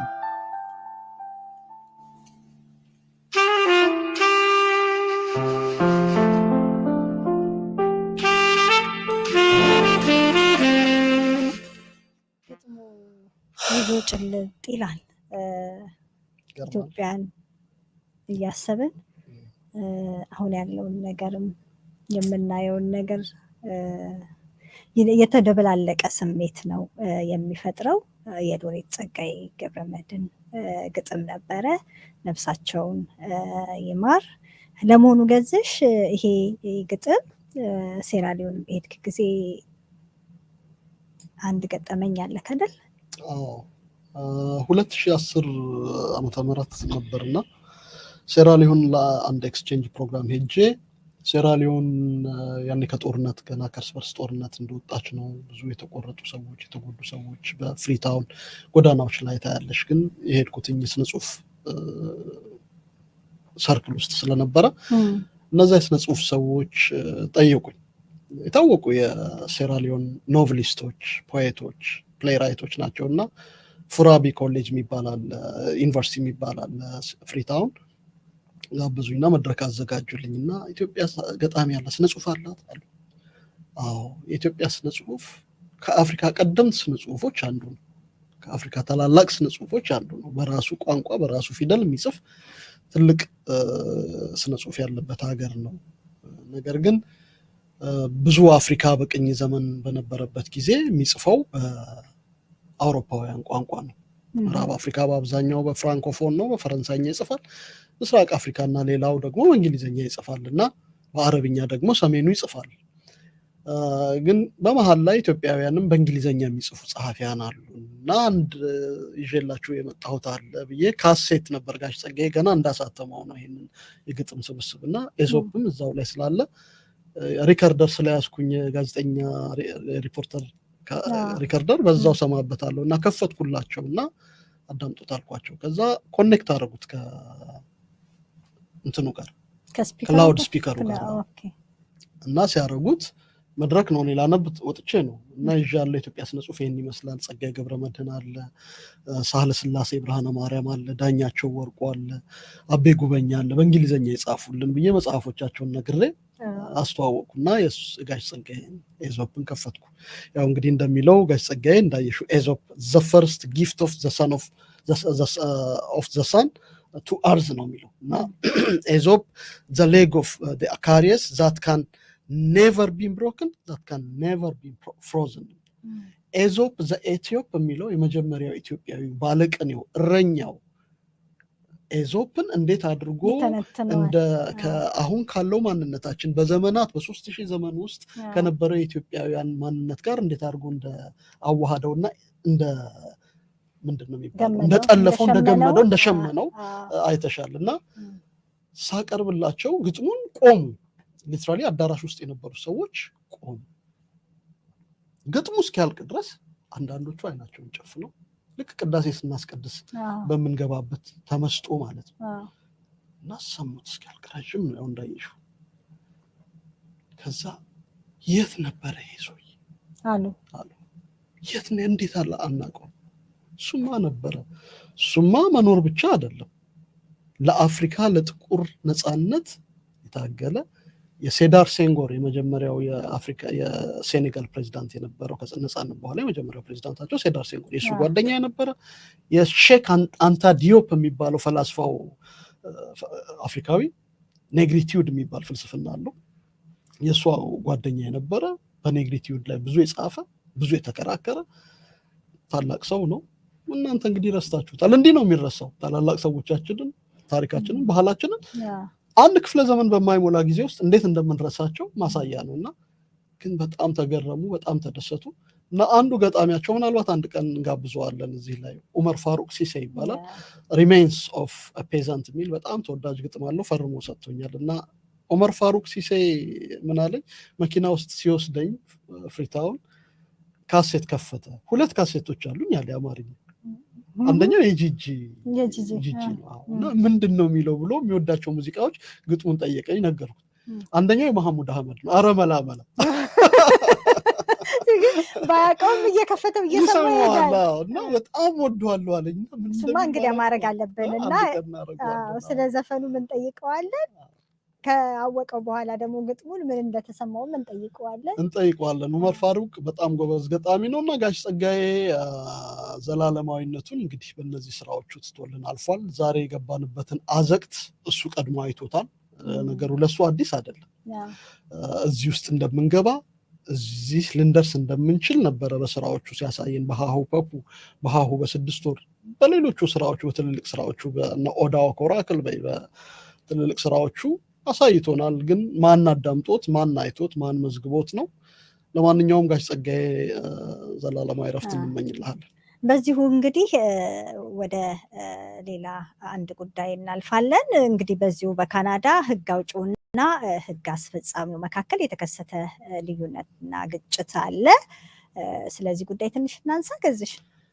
ሶሲ ምንድነው? እንግዲህ ቅድም በዜናሽም ላይ እንዳየሽው ዴቪድ ጆንስተን የሚባሉት የቀድሞ የካናዳ ገቨርነር ጀነራል ናቸው። የቻይና መንግስት በ2019 እና በ2021 በተካሄደው የፌዴራል ምርጫ ላይ ጣልቃ ገብነት ፈጽሟል። ይሄ ሜድሊንግ የሚሉት አይደለም፣ ፎሬን ኢንተርፌረንስ ተፈጽሟል እና ይሄ ጉዳይ መጣራት አለበት የሚለው ክርክር ከተነሳ ቆይቷል እና ይሄ ፕሬዠር ሲበዛባቸው ጠቅላይ ሚኒስትር ጀስቲን ትሩዶ አንድ ራፖርተር አቋቋሙ። ይህንን ጉዳይ አጣርቶ ስለ ጉዳዩ በትክክል ጣልቃ ገብነት ከቻይና በምርጫው ላይ ተፈጽሟል ወይ? ጣልቃ ገብነት ከተፈጸመ በምን አይነት ሁኔታ ነው ጣልቃ ገብነቱ የተፈጸመው? ምንድነው መደረግ ያለበት የሚለውን ሪፖርት የሚያቀርብ ራፖርት ሰየሙ ማለት ነው። የዛ ራፖርት ዋና ራፖርተር አድርገው ደግሞ የቀድሞውን ገቨርነር ጀነራል ዴቪድ ጆንስተንን ሾሙ። የገቨርነር ጀነራል ዴቪድ ጆንስተን መሾም ለተቃዋሚ ፓርቲዎቹ ለኮንሰርቫቲቭም ሆነ ለኤንዲፒ አልተዋጠላቸውም፣ ኢንክሉዲንግ ለብሎክ ቤክ ለሚባለው የኩቤክ ፓርቲ እና አይሆንም፣ ራፖርተር አይደለም የምንፈልገው፣ ጉዳዩ ሂሪንግ ወይም ፐብሊክ ኢንኳይሪ እንዲካሄድ ነው የምንፈልገው፣ በስፋት ህዝብ ድምፁን ይስጥበት፣ ህዝብ የሚያውቀውን መረጃ አምጥቶ ይስጥ፣ ስለዚህ በዛ መንገድ ነው ጉዳዩ እንዲጣራ የምንፈልገው አሉ። ጠቅላይ ሚኒስትሩ ተከራከሩ፣ አይሆንም አሉ። መጨረሻ ላይ ራፖርተሩን አቋቁሞ ይህን ሰውዬ ሾሙ ማለት ነው። ከዛ በኋላ ጉዳዩ በጣም ተካረረ። መጨረሻ ላይ ኤንዲፒ እንግዲህ ከሊበራሎች ጋር በጣም በቅርበት የሚሰራ ፓርቲ ነው የኒው ዲሞክራቲክ ፓርቲ። ነገር ግን በዚህ ጉዳይ ላይ የተለየ አቋም ይዞ ሞሽን አቀረበ ማለት ነው። ሞሽኑ የሚለው ምንድነው? ፐብሊክ ኢንኳይሪ እንዲካሄድ፣ እኚህ ሰውዬም ከስልጣናቸው እንዲነሱ የሚል ነው። እኚህ ሰውዬ ከስልጣናቸው እንዲነሱ ኤንዲፒም ሆነ ኮንሰርቫቲቭ ፓርቲ ያቀረቡት ምክንያት እኚህ ሰውዬ ከጀስቲን ትሩዶ ቤተሰብ ጋር የቆየ ወዳጅነት አላቸው። የጀስቲን ትሩዶ አባት ፒየር ትሩዶ ስም የተቋቋመ ፋውንዴሽን አለ። እንደምታውቂው የቀድሞ ጠቅላይ ሚኒስትር ናቸው። በጣም የተወደዱ የታወቁ ጠቅላይ ሚኒስትር ናቸው ፒየር ትሩዶ። በእሳቸው ስም የተቋቋመ ፒየር ትሩዶ ፋውንዴሽን የሚባል አለ። የዛ ፋውንዴሽንም ሰብሳቢ ሆነው ሰርተዋል እኚህ ሰውዬ። ስለዚህ እውነቱን አያወጡም። ለጠቅላይ ሚኒስትር ጀስቲን ትሩዶ ስለሚያዳሉ እውነቱን የሚሸፋፍን ሪፖርት ነው የሚያቀርቡት። ስለዚህ አናምናቸውም አሉ። ትላንትና ፓርላማ ላይ ያቀረቡ 174 ለ150 በሆነ ድምፅ እንዲሻሩ ተወሰነ። ልቀቁ አሏቸው፣ አልለቅም አሉ። አየሽ፣ ይሄ እዚህ ላይ ነው ችግሩ የመጣው። አሁን ያነሳሽው ጥያቄ ህግ አውጪው ፓርላማው ይህን ውሳኔ አሳለፈ። የህዝብ ተወካይ ነው እንደምታውቂው፣ ህዝብ መርጠው ያስቀመጣቸው ተወካዮች ናቸው። ጠቅላይ ሚኒስትሩ ደግሞ ስራ አስፈጻሚ ናቸው። ከዛው ከህዝብ ተወካዮች ምክር ቤት ውስጥ አብላጫ ድምፅ የያዘው ፓርቲ ወይም ማይኖሪቲ ሆኖ የተመረጠው ፓርቲ የሚመሰርተው መንግስት የሚመሩ ናቸው እና ስራ አስፈጻሚውን እሳቸው ናቸው ቢሮክራሲው የሚመሩት። ሾም ያለው አሉ። አሁን መፋጠጥ ተፈጠረ። ሰውየው ምን አሉ? እኔ የተሾምኩት አከብራለሁ የእናንተን መብት፣ የተሾምኩት ግን በመንግስት ነው። በደብዳቤ ጊዜ ገደብ ተሰጥቶኛል፣ በዚህ ጊዜ አጣርተህ ተብያለሁ። ያንን ስራዬን እስክጨርስ ማንም አይነቀንቀኝም አሉ። ይሄንን ጦርነት የሚዋጉት ማን ናቸው? ጠቅላይ ሚኒስትሩ ናቸው። አሁን ይጠብሷቸዋል። ሮስት ማድረግ ይባላል በካናዳ ፓርላማ ውስጥ።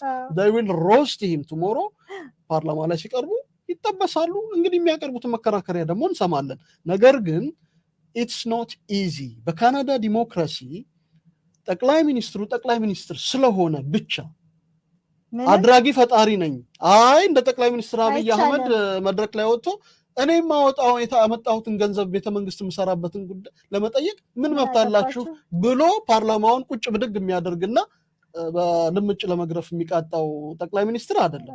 የት ነው ያደረከው? ይሄንን ለምን አደረክ? አንተ ስልጣንህ ከህዝብ በላይ ነው ወይ ብሎ ነገ ቁጭ ያደርጓቸዋል። መልሳት ይባላል። ስለዚህ በአየሽ ቼክ ኤንድ ባላንስ ማለት ይሄ ነው።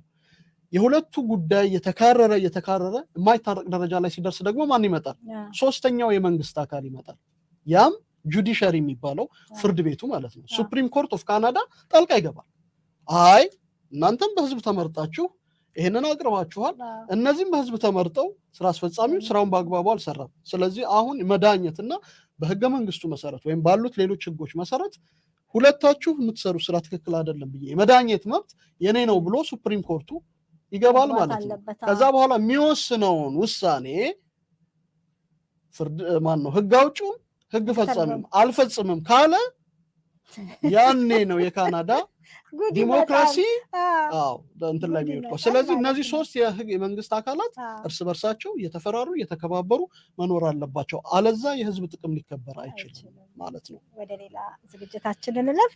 እንግዲህ የተከበራችሁ አድማጭ ተመልካቾቻችን ሀሳብ አስተያየት ካላችሁ በዚህ ጉዳይም ሆነ እስካሁን ባነሳናቸው ጉዳዮች ብታደርሱን መልሰን ለእናንተው በአክብሮት እናስተናግዳለን። አሁንም ከኛ ጋር መልካም ጊዜ። እስከ መቼ በኋላ ነው መግባት የሚችሉት። ሌሎች የሚወጡ አሉ ያልተለቀቁ የሚወጡ አሉ። ስለዚህ እነሱ ሲለቁ ነው የምትገቡት ተብለን ከዚህ ተባረርን ማለት ነው። ከዛ በኋላ እዛ መተን ስንጠይቃቸው ሴንትራል ደውሉ ነው እስካሁን እናንተ ደውሉ ነው የሚሏቸው። ስልክ አላችሁ ኮንድ ነው ብትሆኑ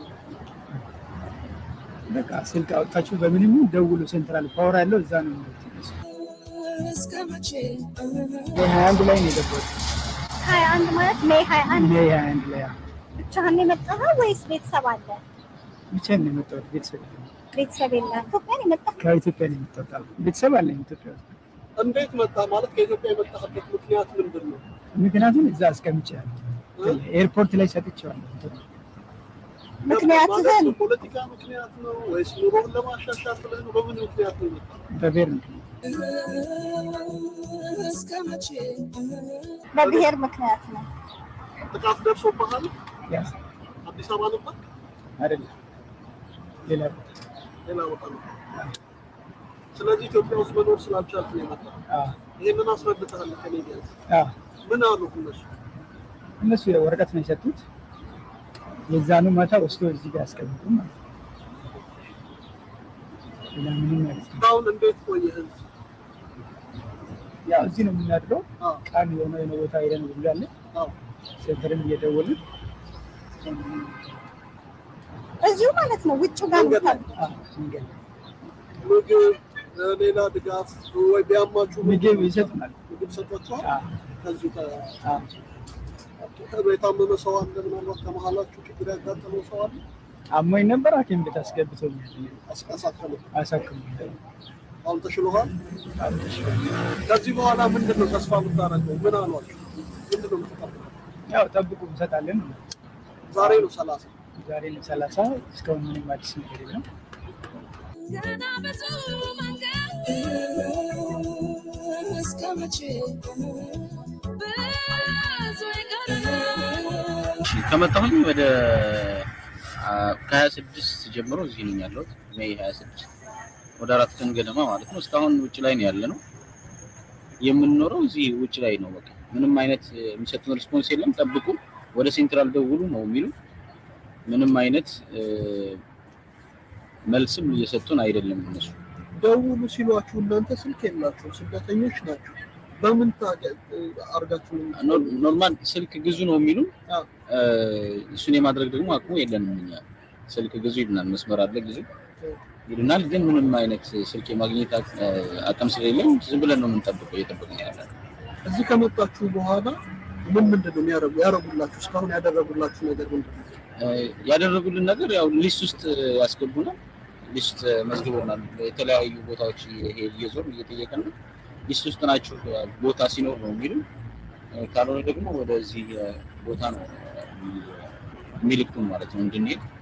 የተለያዩ ሸልተሮችን ስጠይቅ ያው እንደዚህ እየጠበቅን ያለ ነው። አላውቅም እስከ መቼ እንደምንጠብቅ አላውቅም። እንዴት መጣህ አንተ? እርግጠኛ ሆነህ ነበረ እዚህ ቦታ እንደምታገኝ? ማለት ሼልተር እንዳለ ነው የምናውቀው። ከዚህ በፊት የመጡ ሰዎች ሼልተር እንዳለ ነው ነግረውን የመጣ ነው ወደዚህ።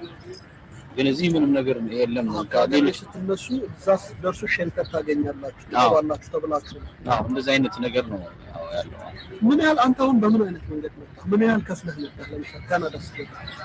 እኔ ለትሬኒንግ ነው የመጣሁት። ኖርማሊ ያው ከዚያ በኋላ ነው ወደ ሼልተር የሚጓት ከደ ነው። ልጆች ትዳር መስርተሃል ማለት ነው? ትዳርም አሁን ልጅም አለኝ። ሁለት ልጆች አሉ። አሚን አንድ ልጅ አለኝ። ነፍስ ባለቤቴም ለሰጡ ልጅ አሁን ላይ የት ነው የምትኖረው? አዲስ አበባ? ከአዲስ አበባ ውጭ ነው የምኖረው። አዲስ አበባ? የላከህ ያመጣህ ድርጅት ለትሬኒንግ ብሎ ነው? አይ ያመጣኝ ድርጅት የለም። ይሄንን በራሴ የሞከርኩት፣ ግን ከፍተኛ ገንዘብ አውጥቼበታለሁ። ትራንስፖርት፣ የተለያዩ መንገዶች አውጥቼበታለሁ። ሌሎች ሰዎች የሚመጡ አሉ እንዳንተ በዚህ መንገድ? ሊኖር ይችላል፣ አላውቅም፣ እርግጠኛ አይደለሁም። እዚህ ከደረስክ በኋላ እና ያኔ ከመነሳት በፊት ያለ አስተያየት ምን አይነት ነው? ያው ሰዎች ሲመጡ ወደዚህ ራሳቸውን ሬዲ አድርገው መምጣት አለባቸው። የተለያዩ ቻሌንጆች ያጋጥማሉ። ሁሉ ነገር አልጋ ባልጋ እንዳልሆነ እንዲያውቁ ነው ሰዎች። አንተ ተመሳሳይ ነው። የምትጨምረው የተለየ ነገር የለም? አብራችሁ ነው የመጣችሁት? እንግዲህ እንዳደመጣችሁት ነው 129 ፒተር ስትሪት ሄደን ያገኘናቸው ስደተኞች ናቸው። እነሱ እንዳሉት ነው፣ አልጋ በአልጋ አይደለም። እንግዲህ ከኢትዮጵያ ይህን ፕሮሰስ ሲጀምሩ ከ500,000 እስከ 1 ሚሊዮን ከፍለው የሚመጡ አሉ።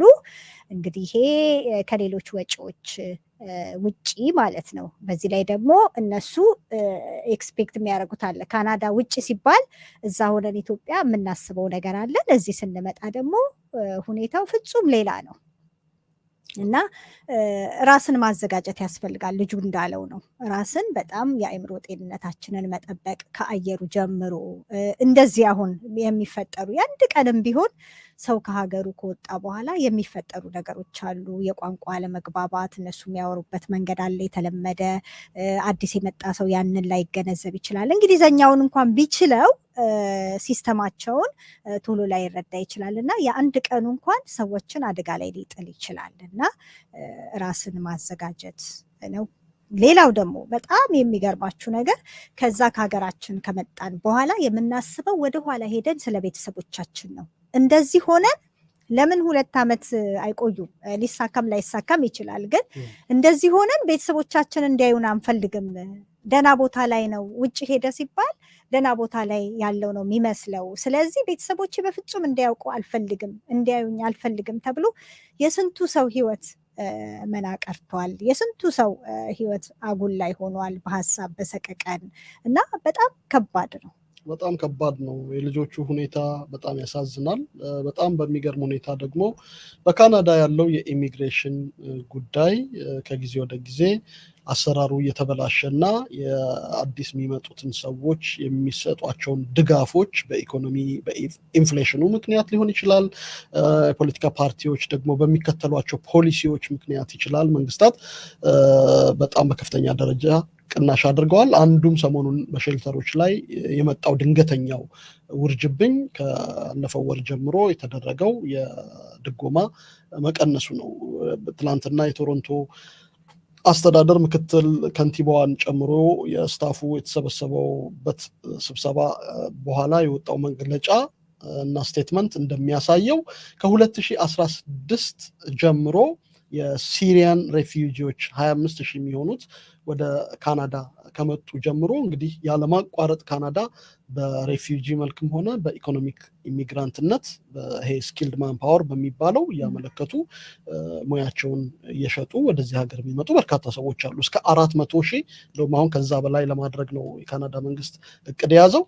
እስከ 400,000 ሰዎችን በየአመቱ ይቀበላሉ በስኪልድ ማንፓወር እና በተለያዩ ፕሮግራሞች።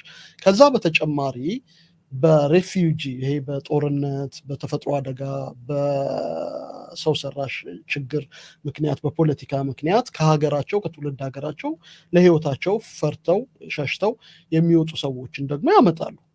ይሄ ዓለም አቀፍ የዩናይትድ ኔሽን ሂውመን ራይት ስምምነት ከ1945ቱ ዲክላሬሽን ኦፍ ሂውመን ራይት ከተፈረመ በኋላ ሀገራት ስደተኞችን ተቀብለው የማስተናገድ ግዴታ አለባቸው። ካናዳ ደግሞ ከነዛ ሀገራት ከፈራሚዎቹ ሀገራት አንዷ ብቻ ሳትሆን ያንን በማስፈጸም ቀዳሚ ድርሻ እንዳላት የተባበሩት መንግስታት ድርጅት መረጃ ያመለክታል እና ስደተኞችን የፖለቲካ ስደተኞችን እየተቀበለች ታስተናግዳለች። ነገር ግን በየጊዜው የሚመጣው ስደተኛ ቁጥር እየጨመረ ሲመጣ ለስደተኞች ተብለው የሚቀርቡ አገልግሎቶች መጠለያን ጨምሮ የስራ እስኪይዙ እስኪቋቋሙ ድረስ ያለውን ሂደት ወጪ የሚሸፍን ተቋም እየተዳከመና ሴትልመንት ኦርጋናይዜሽኖች ተገቢ ድጋፍና ገንዘብ እያጡ መጥተዋል። በተለይ እንደ ቶሮንቶ ባሉና በየዕለቱ በርካታ ስደተኞችን በሚያስተናግዱ ከተሞች ችግሩ በጣም የከፋ ነው።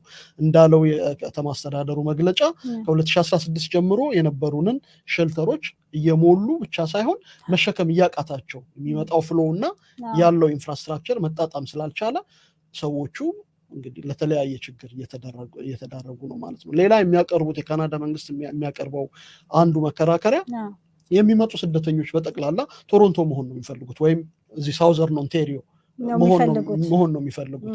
ሳውዘርን ኦንታሪዮ ደግሞ በአብዛኛው የካናዳ ኦልሞስት ወደ ከ60% በላይ የሚሆነው የካናዳ ህዝብ ኮንሰንትሬትድ ሆኖ የሚኖርበት አካባቢ ነው። ከዛ ውጭ ያለው የካናዳ ግዛት እንግዲህ ካናዳ 10 ግዛቶች ነው ያሏት። እና 10ም ግዛቶች ሰው አለባቸው ሁሉም የየራሳቸው አይነት ፕሮቪንሶቹ የየራሳቸው አቅምና የየራሳቸው ፖቴንሻል አላቸው ስደተኛን ለማስተናገድ የሰው ፍላጎትም አላቸው ነገር ግን ብዙ ሰዎች ወደዚህ መምጣት ነው የሚፈልጉት ከወይዘሩም አንፃር ከኑሮ ካለው ምቹነትም አንፃር ይሄ በኢሚግሬሽን እንትኑ ላይ ኢንፍራስትራክቸሩ ላይ ትልቅ ጫና ፈጥሯል ነው አንዱ መከራከሪያ ነገር ግን አሁን ትላንትና የወጣው የቶሮንቶ ማዘጋጃ ቤት መግለጫ እንደሚለው የፌደራል መንግስቱና የፕሮቪንስ መንግስቱ ለሼልተሮች ድጋፍና አዲስ ለሚመጡ ስደተኞች ወይም ክሌማንትስ ሲሏቸዋል አመልክተው ጉዳያቸውን የኢሚግሬሽን ቦርድ እስኪወስንላቸው የሚጠብቁ ሰዎችን ድጋፍ አቋርጠዋል ወይም ቀንሰዋል ስለዚህ ይሄ ፈንዲንግ እንዲመጣና እኛም የመጡ ሰዎችን በአግባቡ እንድናስተናግድ ጥያቄ አቅርበናል እናንተም ጠይቁ ነው ያሉት እኛም እንደ ሚዲያ በተለይም ችግሩ እንደመታው ኮሚኒቲ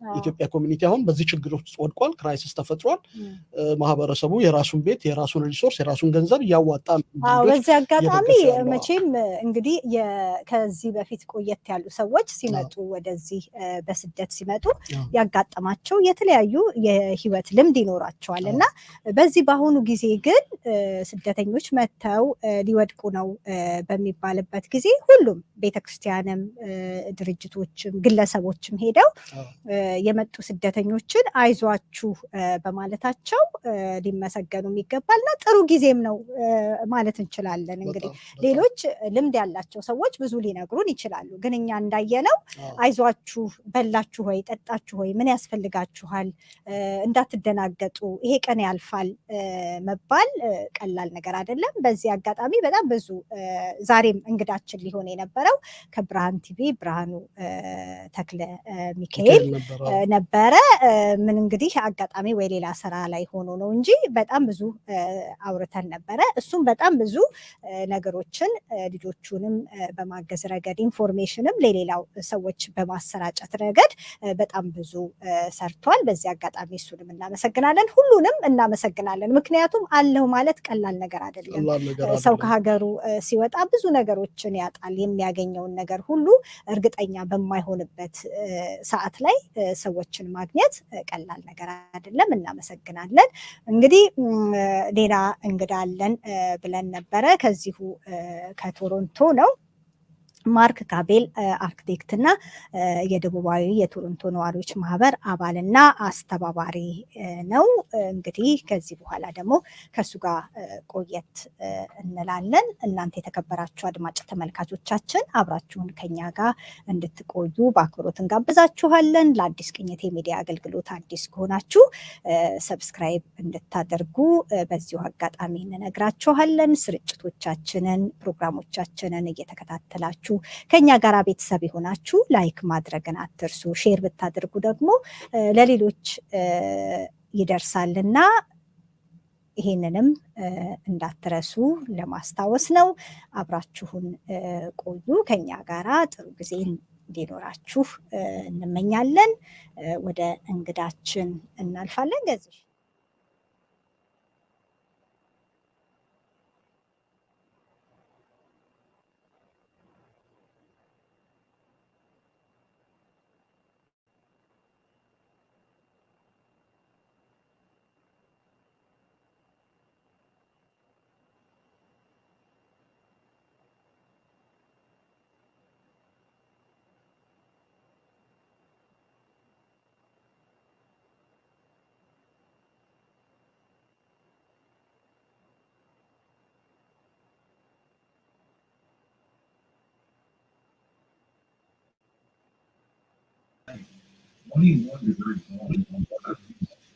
Tomorrow's going to be a sunny Friday. We're going to get up to 34 degrees.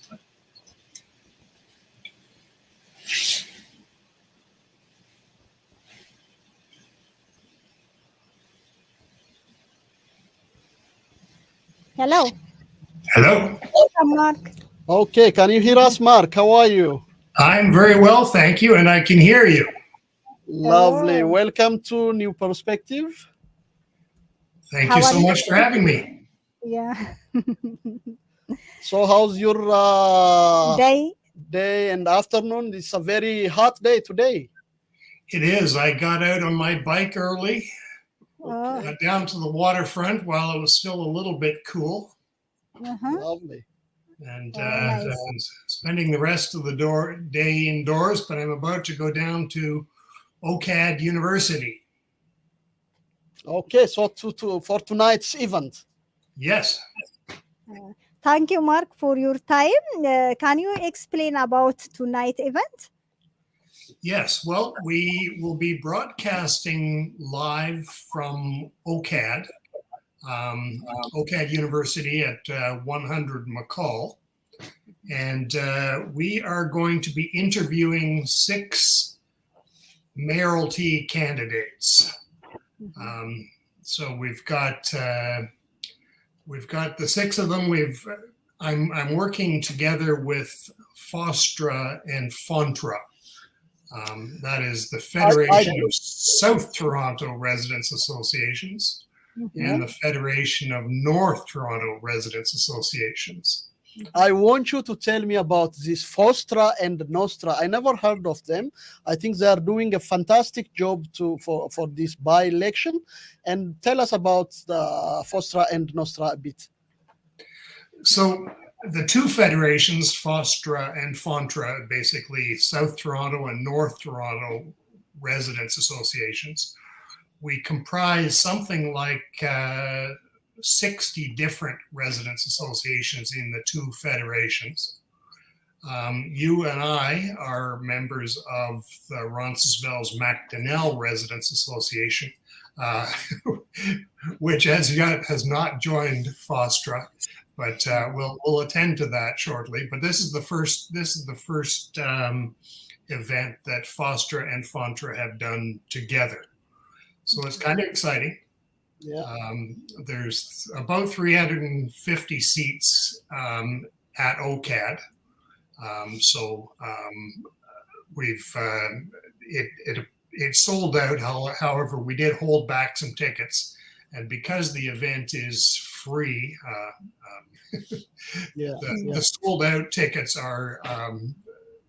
It may be that some people don't show up. So if people want to go to OCAD to hear it live and see the body language and participate and maybe ask a question, we'd love to see you down there. There will be a rush line at 6:45. At 6:45. I hope our listeners and viewers will take that and will join you tonight.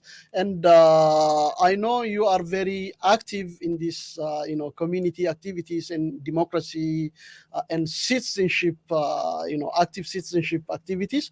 And you are part of the Democracy House. Once New Perspective and Democracy House collaboratively organized an event about the Ethiopian election, and it was a great event.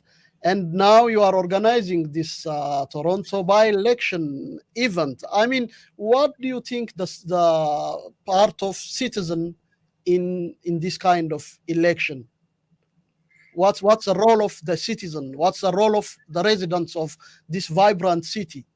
Well, that's a really good question, Gezahegn. And I met you because you are very engaged in our community and with your community of Ethiopians, and that was my that was how we met. You asked me if Democracy House might do something for the Ethiopian community, but I think the residents associations are really grassroots. It's relatively small groups, but with FOSTRA and FONTRA, we represent about 900,000 residents in Toronto. What's the number of Toronto residents now currently? In the GTA, there's about 7 million people in the Greater Toronto area, which is really about 20% of the population of Canada. lives within the GTA area and has an enormous impact. But my feeling is that federal politics is somewhat abstract, and we vote every 4 years or so. Provincial politics is also relatively abstract. And again, we vote for particular parties or the candidates of particular parties every 4 years or so. Yeah. But the residents associations and the councillors that we have in our ridings have a very fine-grained kind of experience in our lives, and I think municipal politics is really where the rubber hits the road for people. It has an impact on our daily lives, and it's where we can have probably the most impact on what goes on. And the notion of Democracy House, and I think residents associations, is that they get the attention of our politicians. And while municipal politics is not supposed to be a partisan endeavor, it largely is.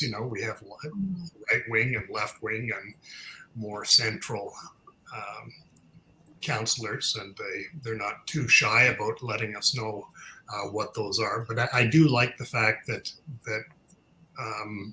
municipal politics is not supposed to be party politics. It's supposed to be about the daily lives of the citizens, and the more people can get engaged, the better. Mark, what's the role of community association in the mayoral election? Well, community associations often are umbrella groups, and they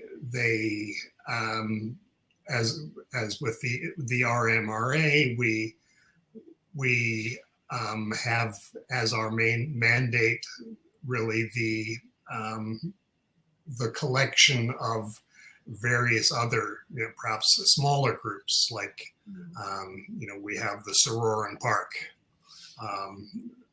people who manage sports and that sort of thing. We've also got a new community center that will be built at Sororan Park. We've got the Dundas Roncesvalles Peace Garden, which is a separate group, but we act as an umbrella for different types of groups. And we often hold meetings about things that are of concern to our community. Sometimes we will work with the BIA on which represents the commercial businesses in our neighborhoods. They are, the BIA is separate, but we certainly, each organization has people that are engaged in their communities and understand what's going on and disseminate that information so people in the community can understand what is happening, and they have a place to come to ask their questions. That's interesting, Mark. I mean, Toronto is, as you always said, it's a 50-50 city.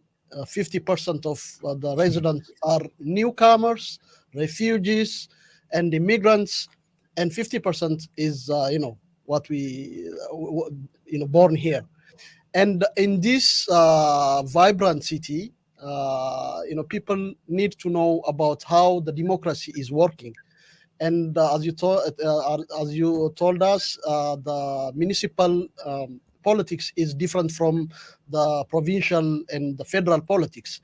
And how do you explain to a newcomer or to a person who wants to know about Canadian democracy the difference between a municipal politics and a federal politics or a mainstream politics? Well, that's a very good point. I always think of federal politics as being a bit abstract. I think as you say, we're a 50-50 city, meaning 50% of the people that we run into, every second person you run into on the sidewalk, will not have been born in Canada. I wasn't, you weren't. Yeah. In some neighborhoods, it's probably more than 50%. But understanding what Canada is about, I think a lot of us have a pretty good idea of what that is. Provincial politics is largely to do with education and healthcare, and some taxation as well.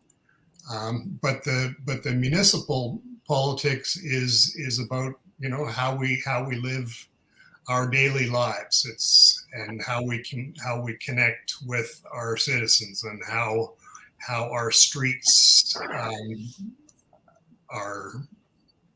We're very lucky in Roncesvalles. We've got a wonderful street that people congregate on and walk up and down, and we can say hi to our neighbors. And at the neighborhood level, we see our neighbors in the stores, and maybe in the churches, or in the library, or just walking around the street, or hanging out together in the parks. And the more people that engage in our community, the more we get to learn about each other, and about others' lives. We've each of us has walked a very different path in getting to this place that we call home. And it's wonderful to be able in this city to be able to meet people from all different cultures, and to be able to eat authentic foods from different cultures in this city. And I think that's the thing that I love most about Toronto. I think it's a fabulous place to be, and people keep moving here. We're having some difficulties now with affordability of housing. And exactly. Now you come to the point. Yeah. But tonight, I mean, the candidates, the mayoral candidates that you invited to the to tonight's event, or all of the 102 mayoral candidates in this by-election are focusing on affordability. Toronto is getting crazy. It's a very expensive city. Newcomers and families and low-income groups can't afford to survive, and because of so many difficulties after the COVID pandemic, the inflation is crazy. So the mayors have a lot to focus on. So how do you pose this question to your debaters tonight? Well, the affordability question has certainly been debated several other times. We will be having basically 4 areas of discussion in the debate. Or sorry, I shouldn't be calling it a debate. We really like to think of it as an interview. And as I said, there'll be 6 candidates out of the 102 that have registered. Those 6 candidates are kind of the top contenders. We've got Olivia Chow seems to be the front runner at the moment, and no doubt she will be the target for some of the others, like Chloe Brown, and Brad Bradford and Josh Matlow and Mitzi Hunter. We did have Anna Bilal coming, but she has unfortunately decided to cancel tonight. We also have Mark Saunders, who was very late in coming to the game, but those people represent, the pretty much the full spectrum of candidates, and we'll be looking forward to what they have to say. But Toronto has got some issues with the provincial government that I think we need to talk about as well. As you know, Ontario Place is one of my the places that I love to cycle, and I take pictures there almost every day. And the provincial government, because they are building the Therm Spa, have now closed off pieces of Ontario Place, so we can't traverse from one end to the other anymore because they're undergoing construction for the preparation for this Therm Spa. There are other things the provincial government is doing, like opening up the Greenbelt for more housing. So these are the issues, the main issues, as you, as a citizen, as an architect, as a resident of Toronto, is focusing on, and most of Torontonians are, have different issues from different walks of life. Yeah, hopefully, the conversation will be great, and we will join you, and we'll continue our conversation tonight. Okay. Terrific. Thank you so much for your time. Thank you so much for your time, Mark, as always. And hopefully we'll have another chance to continue this conversation on our show. Thank you so much. Appreciate your having me, and good luck with what you do. Thank you so much. you. Bye, Mark. Bye-bye. That was Mark Campbell. He is from the FONTRA and FOSTRA, the Federation of North Toronto Residents Association, and Federation of Southern Toronto Residents Association, that's hosting a conversation or a kind of debate tonight at the CAD University Hall, and we would join them tonight. And ቶሮንቶ እንግዲህ ምርጫ እያካሄደች ነው። ሜየር ለማድረግ 102 ሜየሮች በእጩነት ቀርበዋል። ሶ እስቲ እነማን ናቸው ምን አቀረቡ የሚለውን እንስማቸው።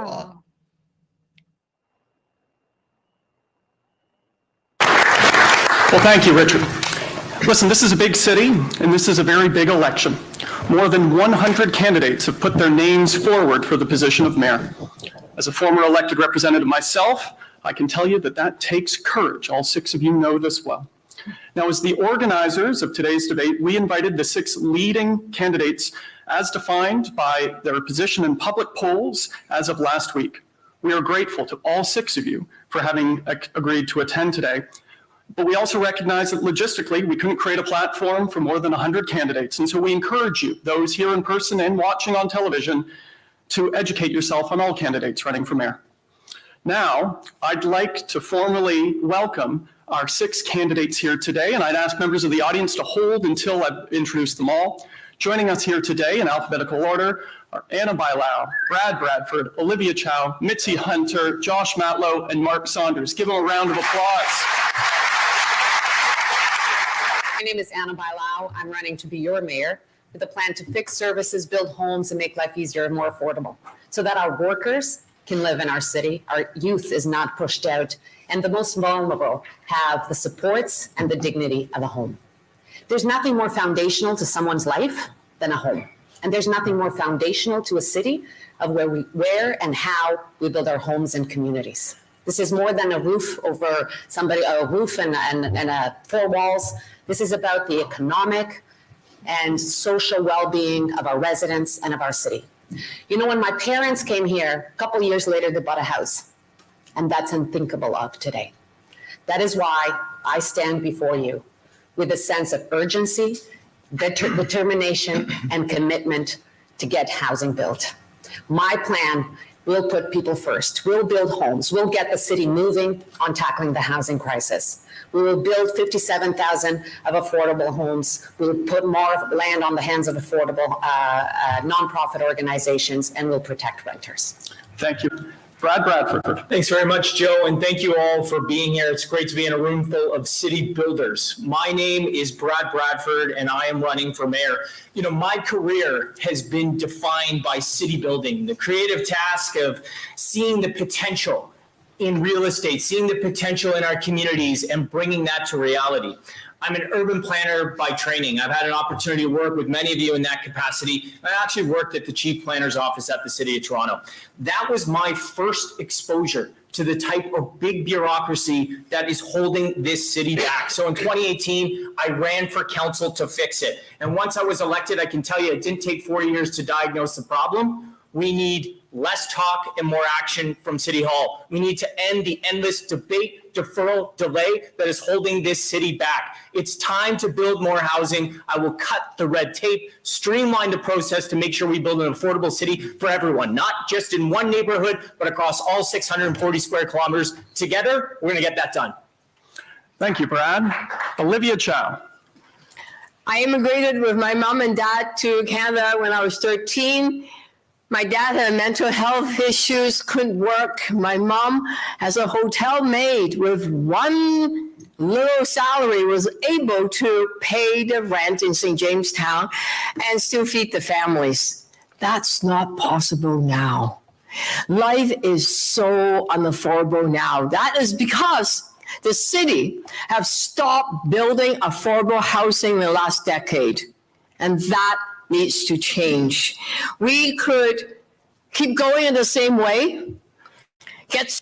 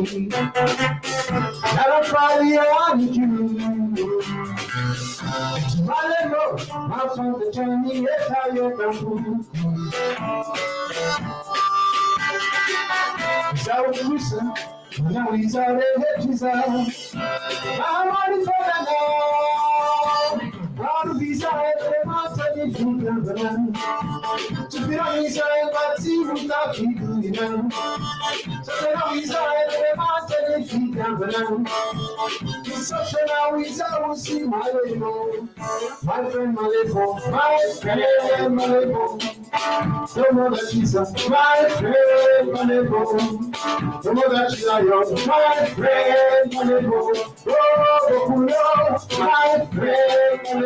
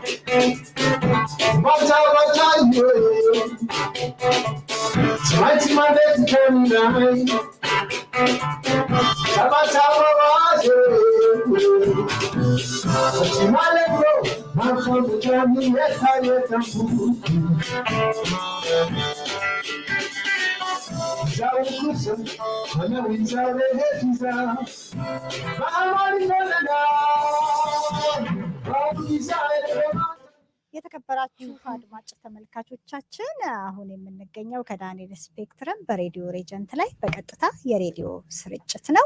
እንግዲህ አብራችሁን ከኛ ጋር ስለሆናችሁ ከልብ እናመሰግናለን። ሰዓቱ ሄዶ 1 ሰዓት ከ52 ደቂቃዎች አልፈዋል። የቀሩን ጥቂት ደቂቃዎች ነው። በዚህ በዛሬ ቆይታችን በቶሮንቶ ሰኔ 26 2023 የቶሮንቶ የከንቲባ ምርጫ ይካሄዳል። ለዚህም 102 እጩዎች ቀርበዋል። ቶሮንቶ በርካታ ችግሮች ቢኖርባትም ዋነኛው ችግር ግን ቤትና የኑሮ ውድነት በተመለከተ አንስተን ነበረ። በኢትዮጵያ ኮሚኒቲ ቶሮንቶና አካባቢው የስደተኞች ክራይሲስ ተከስቷል። ችግሩ የተከሰተው ከተማው ያሉ ጊዜያዊ መጠለያዎች ሼልተሮች በመሙላታቸውና ያልተጠበቀው ኢትዮጵያውያን ስደተኞች በብዛት መምጣታቸው ነው። ስለዚህም ከስደተኞቹ አፍ ሰምታችኋል። ከዛ በተረፈ 2 እንግዶች ነበሩን ዛሬ ከዚህ ከቶሮንቶ ማርክ ካቤል አርክቴክትና የደቡባዊ የቶሮንቶ ነዋሪዎች ማህበር አባልና አስተባባሪ እንዲሁም ደግሞ ከኢትዮጵያ ወይም ወደ ጣሊያን ወደ አውሮፓ ጉዞውን ያደረገው ተባባሪ ፕሮፌሰር ገጣሚና ቀራጺ ሰዓሊ በቀለ መኮንን ነበረ። ሁለቱንም በጣም ከልብ እናመሰግናለን። በቀል በተለይ በጣም ነው የምናመሰግነው። ምክንያቱም አሁን ሚላን ሁሉንም እኩል የምታመሰግነው ምንሽ ባቡር ላይ ነው ያለው ጉዞ ላይ ሆኖ በጣም አውቄ ነው እንጂ ማለት እየተቆራረጠም የነበረውን ቴክኒካል ችግርም ታግሶ እናከብረዋለን፣ እንወደዋለን፣ እናመሰግነዋለን። በቄ በጣም ትልቅ መምህር ነው፣ ትልቅ ሳሊ ነው። ከዚህ ጉዞ በኋላ ቀናና በጣም ጥሩ ሰው ነው። በጣም የሚገርም ነው ማለት ተማሪዎቹም ሁሉ ይወዱታል። የሚገርምሽ በቃ እውነተኛ የኪነ ጥበብ ሰው መለኪያ አምጪ ከተባልሽ በቀለ በሁለቱም በስነ ጽሁፍም በስዕልም እንደዛው ለምሳሌነት የምትጠሪው የምታከብሪው ትልቅ ሰው ነው። ምናልባት ከዚህ ጉዞ በኋላ እንግዲህ በጽሁፍም በስዕልም በሌላም ደግሞ መምህርም ነው።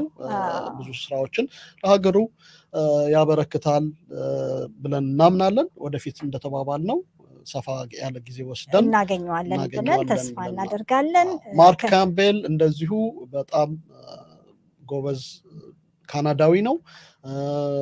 የካናዳ ዲሞክራሲ እዚህ ከተማ ውስጥ አርክቴክት ስለሆነ የከተማ ጉዳይ በጣም ስለሚወድ ይሄንን የሚወደውን ከተማ አጋጣሚ ሆኖ በነገር ላይ ሁለቱም ይሄ ማርክ አርክቴክት ነው፣ በቀለ ደግሞ ቀራጺና ሰዓሊ ነው። እንግዲህ አጋጣሚው ነው የተገናኘው። እውነት ነው። ሁለቱም በጣም ከተማ ላይ ለኑሮ ምቹ መሆን ላይ የሰዎች ህይወት የተሳካ እንዲሆን ማድረግ ላይ ትኩረት ሰጥተው የሚሰሩ ናቸው። ቀደም ሲል ማርክ እንግዲህ በዝርዝር ባንገባበትም አንዱ ይሄ የከንቲባዎች ውድድር በአሳሳቢነት ከሚያነሳቸው ጉዳዮች አንዱ የቤት ችግር የአፎርዳቢሊቲ ችግር ነው። የቤት ችግር እንግዲህ እዚህ ያላችሁ ነዋሪዎች ታውቁታላችሁ። በተለይ በዚህ ሰዓት ተሰርቶ ለቤት እየተከፈለ ነው ያለው። በጣም ኑሮ በጣም ተወዷል እንዲህ ከምንነግራችሁ በላይ እና በጣም ከባድ ነው። ሰዎች ስትረስ ውስጥ እየገቡ ነው እና እንግዲህ አንዱ እሱ ነው የኑሮ ውድነቱ። እነዚህ ሰሞኑን የመጡትም ኢትዮጵያውያን በዚሁ ችግር ከተማው በገባበት የአፎርዳቢሊቲ ችግር ምክንያት ነው ለዚህ ችግር የተዳረጉት።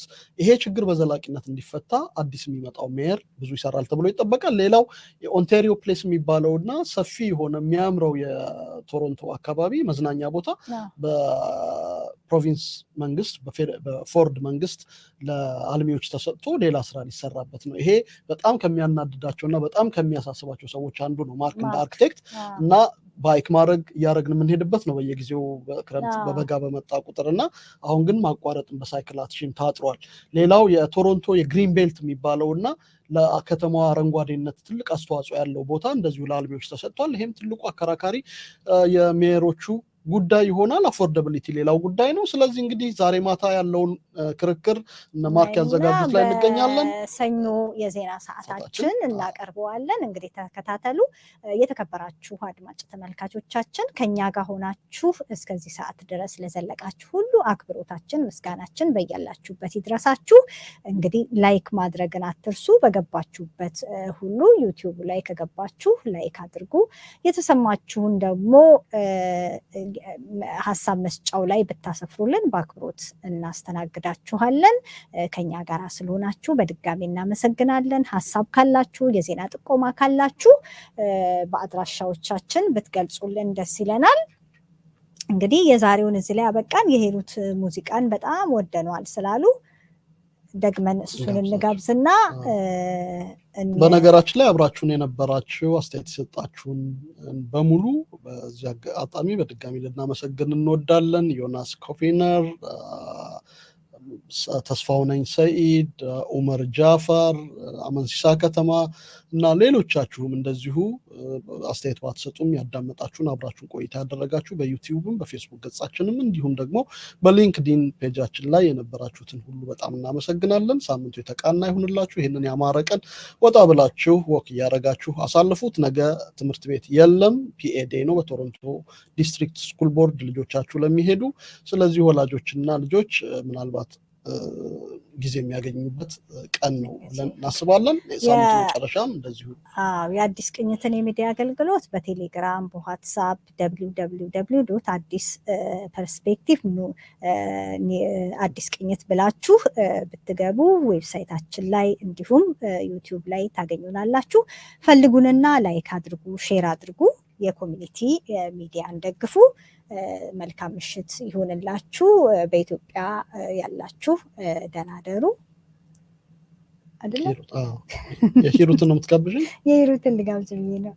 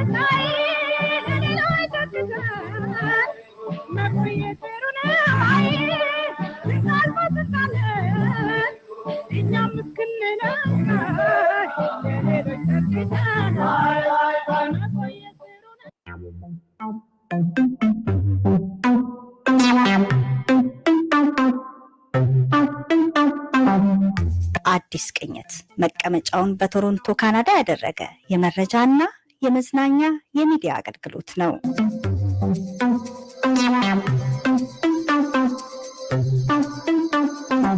አዲስ ቅኝት በዩቲዩብ፣ በፌስቡክ፣ በቴሌግራም፣ በዋትሳፕ www.addisperspective.com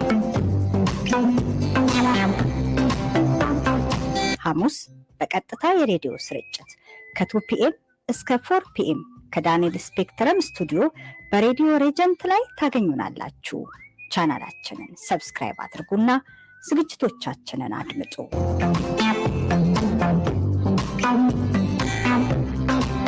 አዲስ ቅኝት የሚዲያ አገልግሎት